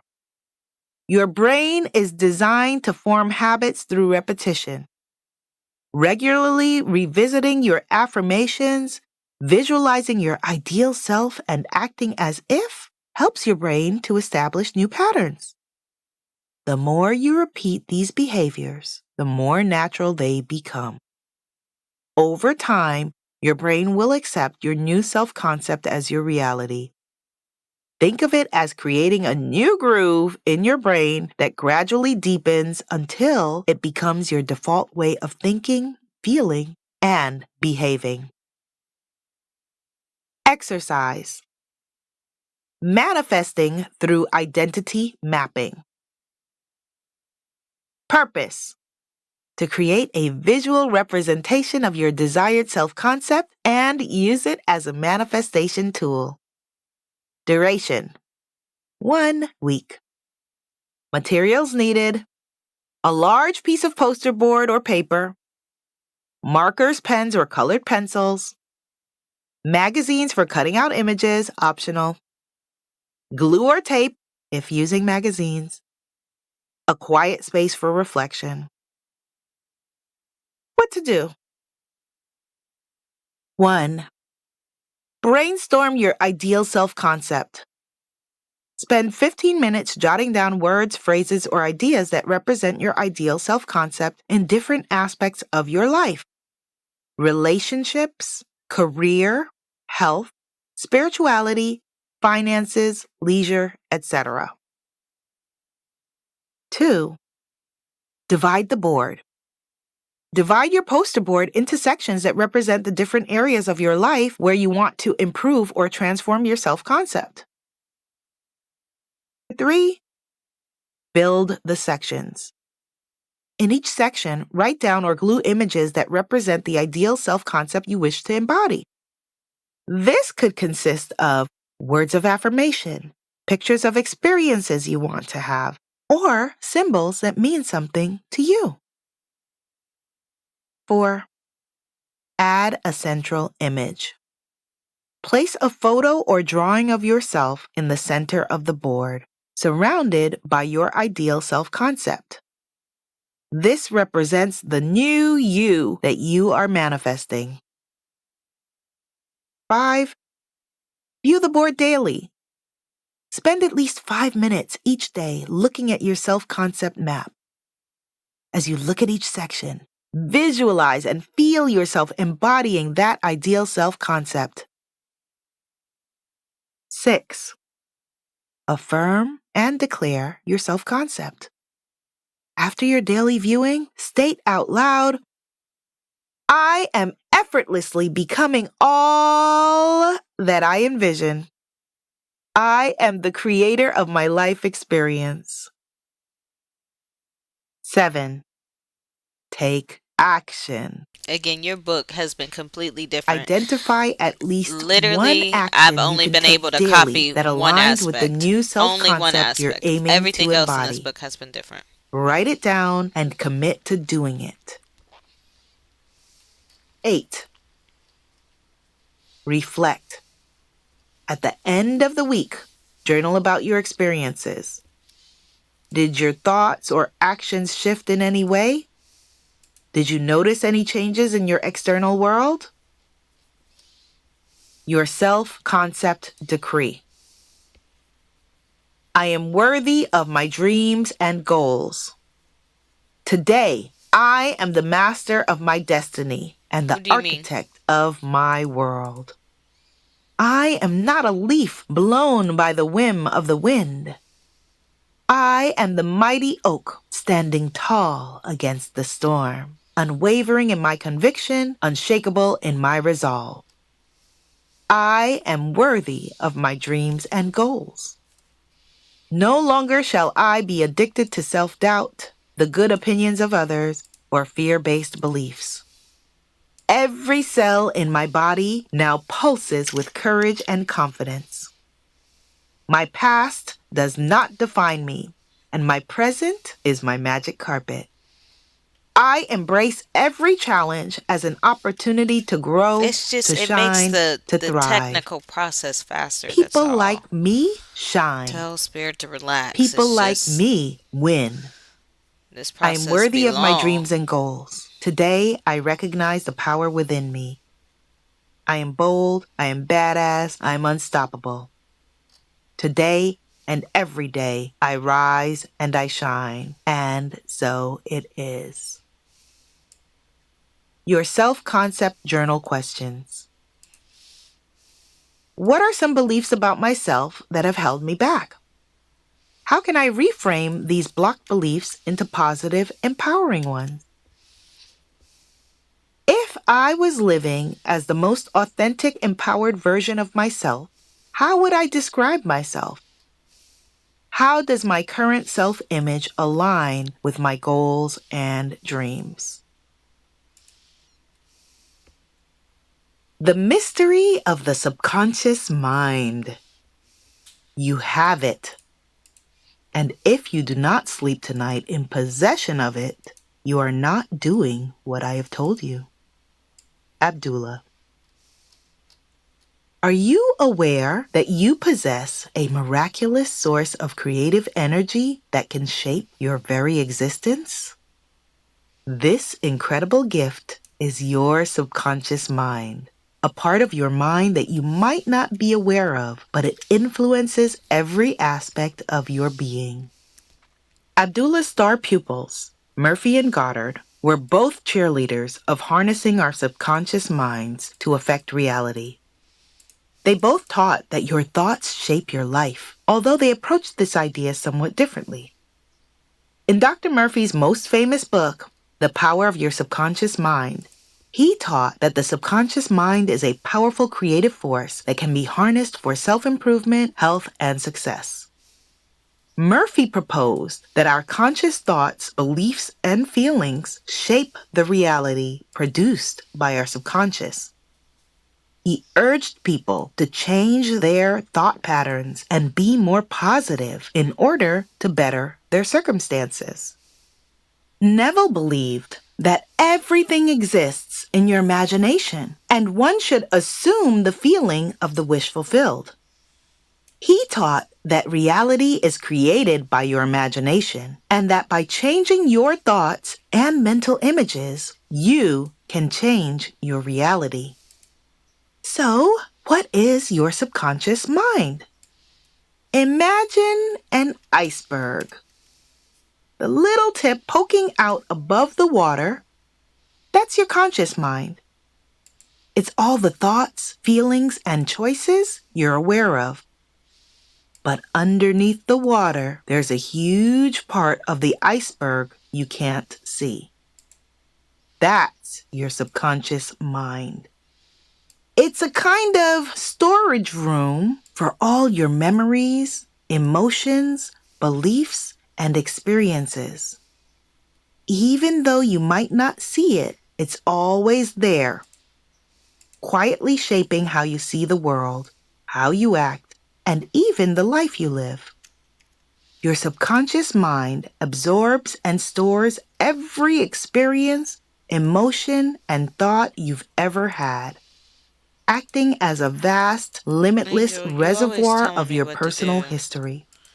You know It I don't operates like it. around the clock, using its vast database to influence your behaviors and decisions. Your subconscious mind does not judge or discriminate.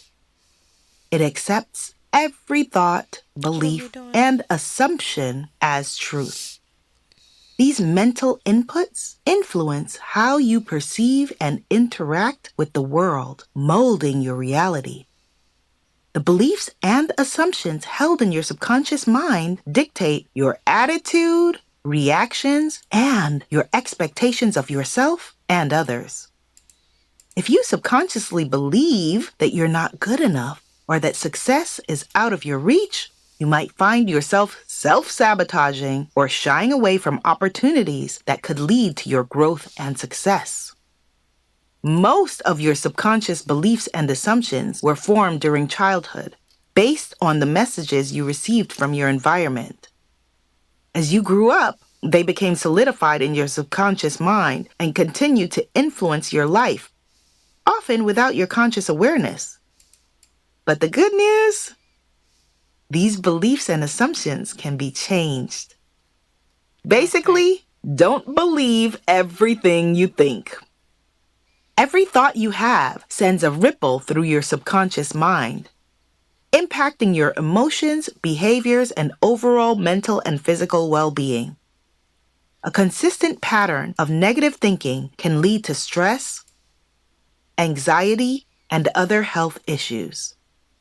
On the other hand, nurturing positive thoughts can enhance your mood, boost your confidence, and even improve your health. What's empowering about this is that you have the ability to choose your thoughts. I know, doesn't always seem like it. By recognizing the power your thoughts hold, you can begin to consciously steer your thought patterns toward the life you wish to manifest. Your mind and body are not really separate. Your subconscious mind forms a bridge between the two, channeling the power of your thoughts and emotions into physical responses. Okay, picture this. You're about to give a big presentation, and you start to feel your heart race, your palms sweat, and your stomach churn. These are physical reactions triggered by your thoughts and emotions. An example of the mind-body connection in action. Now, consider the implications of this connection for your overall health. If negative thoughts and emotions can create stress responses, what impact could chronic negative thinking have on your body? Research shows that stress can contribute to various health issues, including heart disease, digestive problems, sleep disturbances, and more. Positive thinking can stimulate the production of chemicals that promote feelings of well-being, help manage stress, and support overall health. By nurturing a healthy mind, you're contributing to a healthier body. Murphy's Mindful Manifesting. In her book, Confessions of an 83-Year-Old Sage, Helen Hadsell, a fellow believer in the power of the mind, shares a story from Dr. Joseph Murphy. Helen was known for her incredible success in winning contests and sweepstakes with the power of positive thinking, focused intention, and deliberate manifesting techniques.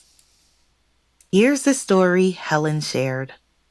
Once upon a time, Joseph Murphy, who would later become a prominent advocate of the New Thought movement, found himself in humble circumstances.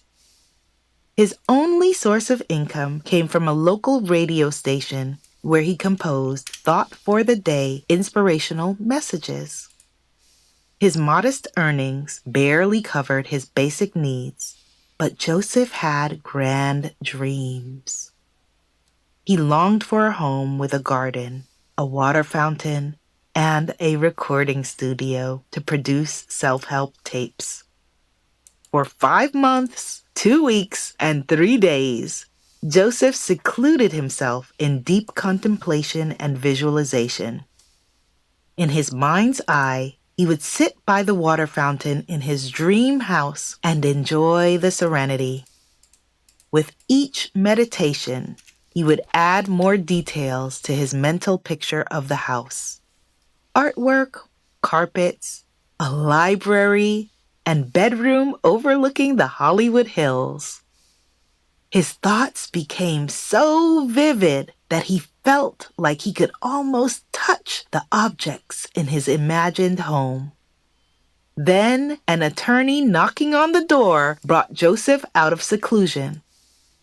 A fan of his radio segments had died and left her entire estate to Joseph.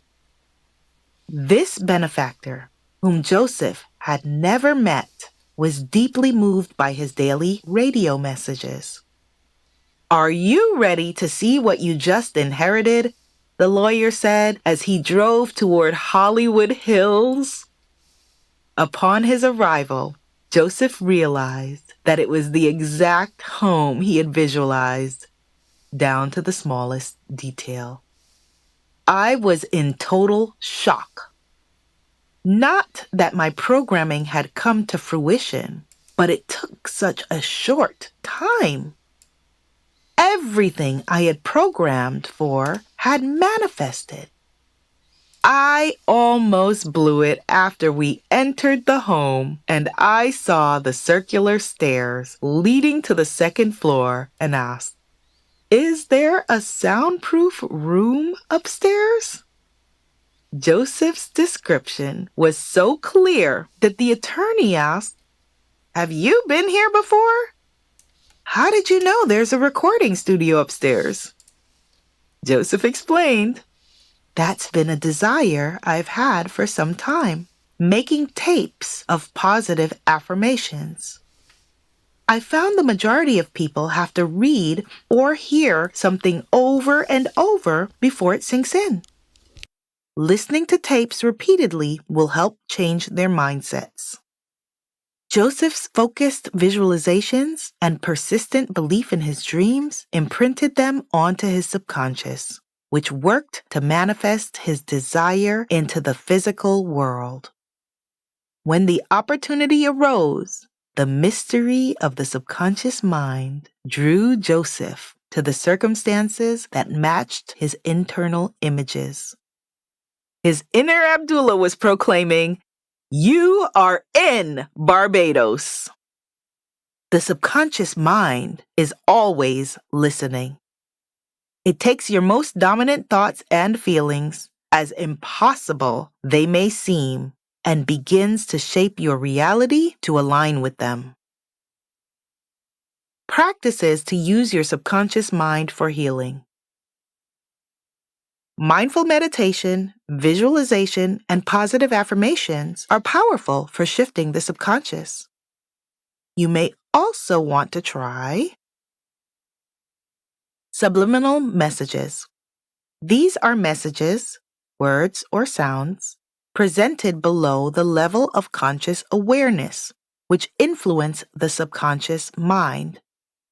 Audio tracks with subliminal affirmative statements can influence your mind and body.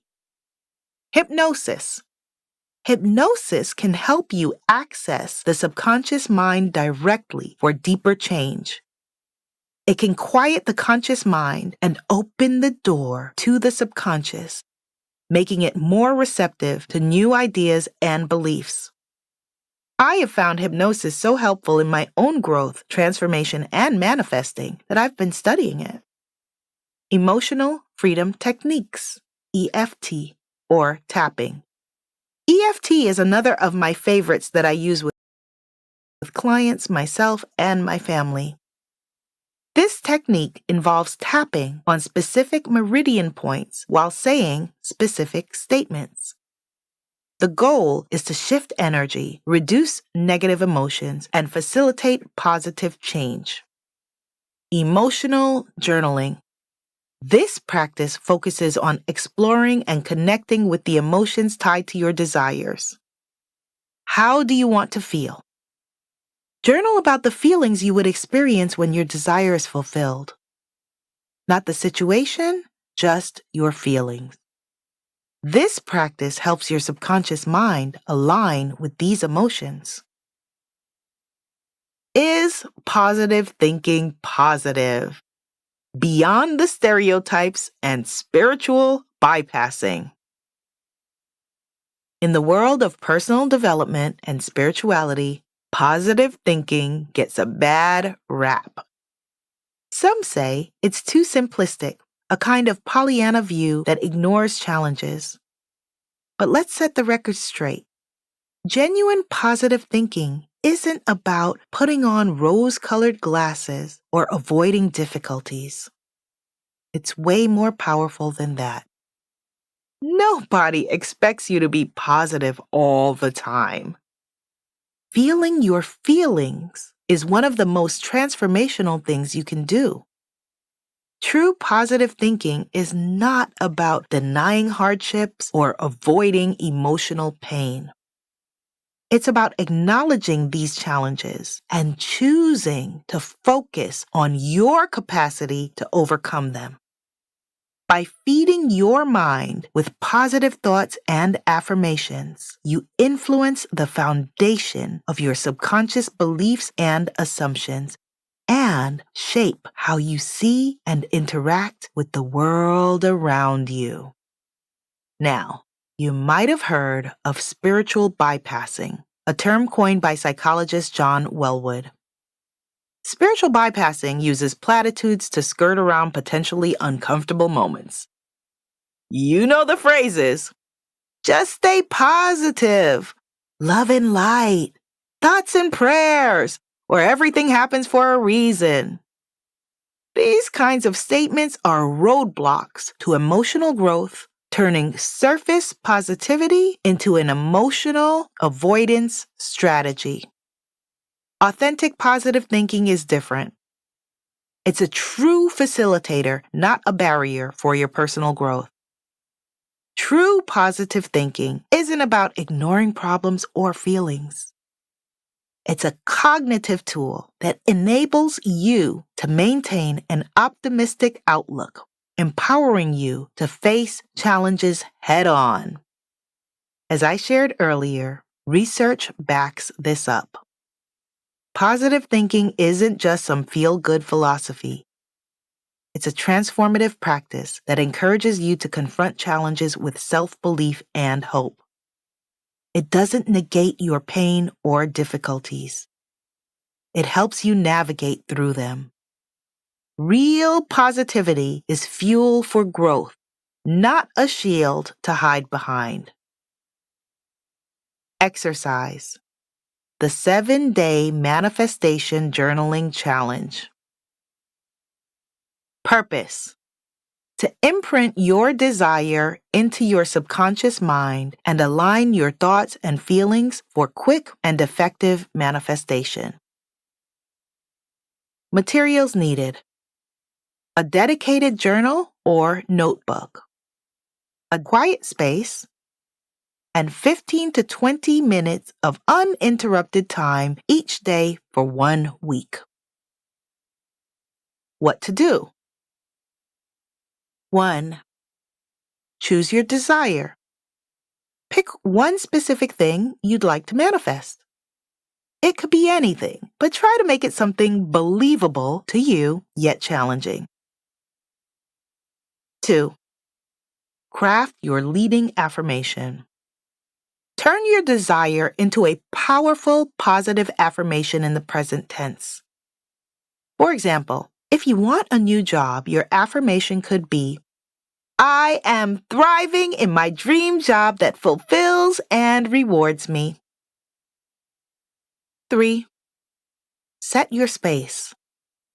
Find a quiet, comfortable space where you won't be disturbed.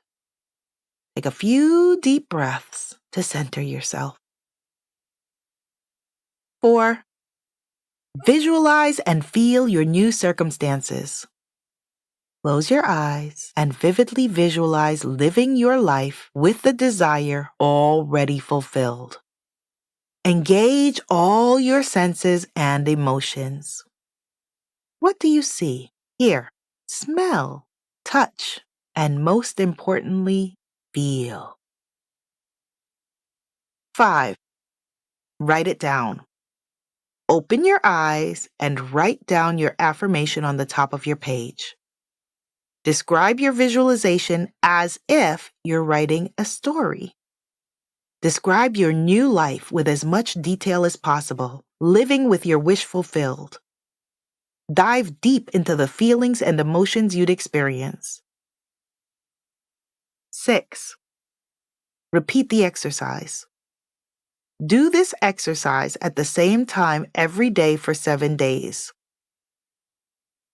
7. Let it go. Once the 7 days are up, let go of your attachment to the outcome. Trust that your subconscious mind is already at work, turning your manifestation into reality. The key here is emotion and repetition. Feel the emotions as deeply as you can each time. Check back in with yourself after a few weeks to see how you're doing and if your perspective or situation has shifted in any way. Get ready to unleash the manifesting power of your subconscious mind. Subconscious synergy. Creating your reality with love languages and learning styles. I have had the honor of working with hundreds of people on birthing their goals and dreams. Empowerment is never one size fits all. I'm not for everyone, but even with my soulmate clients, some of my offerings fit and others don't. Some goddesses thrive on my live streams and podcasts, but would never attend my high-level, intimate, in-person retreats. There are lightworkers who engage deeply with my oracle decks, but are not into my transformational courses. This diversity in preferences and responses has led me to explore how integrating love languages and learning styles could enhance manifestation. When it comes to conscious creation, the modern manifesting movement tries to fit everyone into the same mold. After working with every personality archetype imaginable, I found that manifesting with your love languages and learning styles can unlock effective results. Understanding your love language and learning style can enhance your ability to communicate with your subconscious mind. This creates a more receptive environment for manifesting. Exercise. Manifesting with your love language. Dr. Gary Chapman's book, The 5 Love Languages, teaches that we all have unique ways of expressing and receiving love. Our unique love expressions can influence our subconscious patterns and, as a result, our manifestation practices. By incorporating elements from all love languages, we create a balanced approach, integrating emotional, spiritual, and physical aspects of manifestation. What to do, depending on your love language. Words of affirmation. For those of us turned on by words, Affirming your goals and desires out loud can be particularly powerful. This can reinforce your intentions in the subconscious, making them more potent for conscious co-creation. Act of service. Actions often speak louder than words. Performing vibration-raising acts of kindness or service, especially when aligned with your aspirations, is powerful. Receiving gifts. If gifts speak to you, use symbolic objects aligned with your goals, such as a coin to represent financial abundance or a heart-shaped stone for love. These act as reminders to your subconscious, reinforcing your planned path. Quality time. Spending focused time on your manifestation practices embeds your desires deeply into your subconscious. This intensifies the energy behind your intentions. Physical touch. For those who connect through touch, incorporating tactile elements into manifestation rituals can make your desires more tangible. Holding objects like crystals during meditation or engaging in grounding exercises can physically and symbolically link your desires to your efforts. By recognizing and integrating your love language with your understanding of the subconscious mind, you unlock a more effective and personalized path to realizing your dreams. Exercise. Manifesting in your learning style. Purpose. To expedite your manifesting goals by learning to recognize and align with your primary learning style. Modern manifestation tools and processes don't align with everyone equally. For example, vision boards are popular but don't click for everyone. The same goes for journaling, affirmations, and meditation. We all absorb and process information differently. Some are visual, others are auditory, read-write, or kinesthetic. If one method hasn't worked for you, it's not that you're doing it wrong. There may just be a different approach that aligns better with how you perceive and interact with the world. The divine frequency speaks many languages, so finding your preferred dialect can make all the difference. What to do depending on your learning style.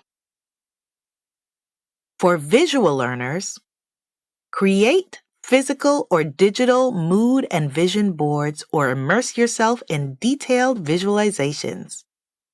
Imagining yourself vividly achieving your dreams, as advocated by Neville, can impact your subconscious. This approach uses visual imagery to embed your goals into your psyche. For auditory learners, use spoken affirmations or listen to guided visualizations. Dr. Murphy's teachings about the power of repetitive affirmations backs up this approach. Hearing and speaking your goals can tune your subconscious mind toward your desires. For kinesthetic learners, embrace physical activities like walking,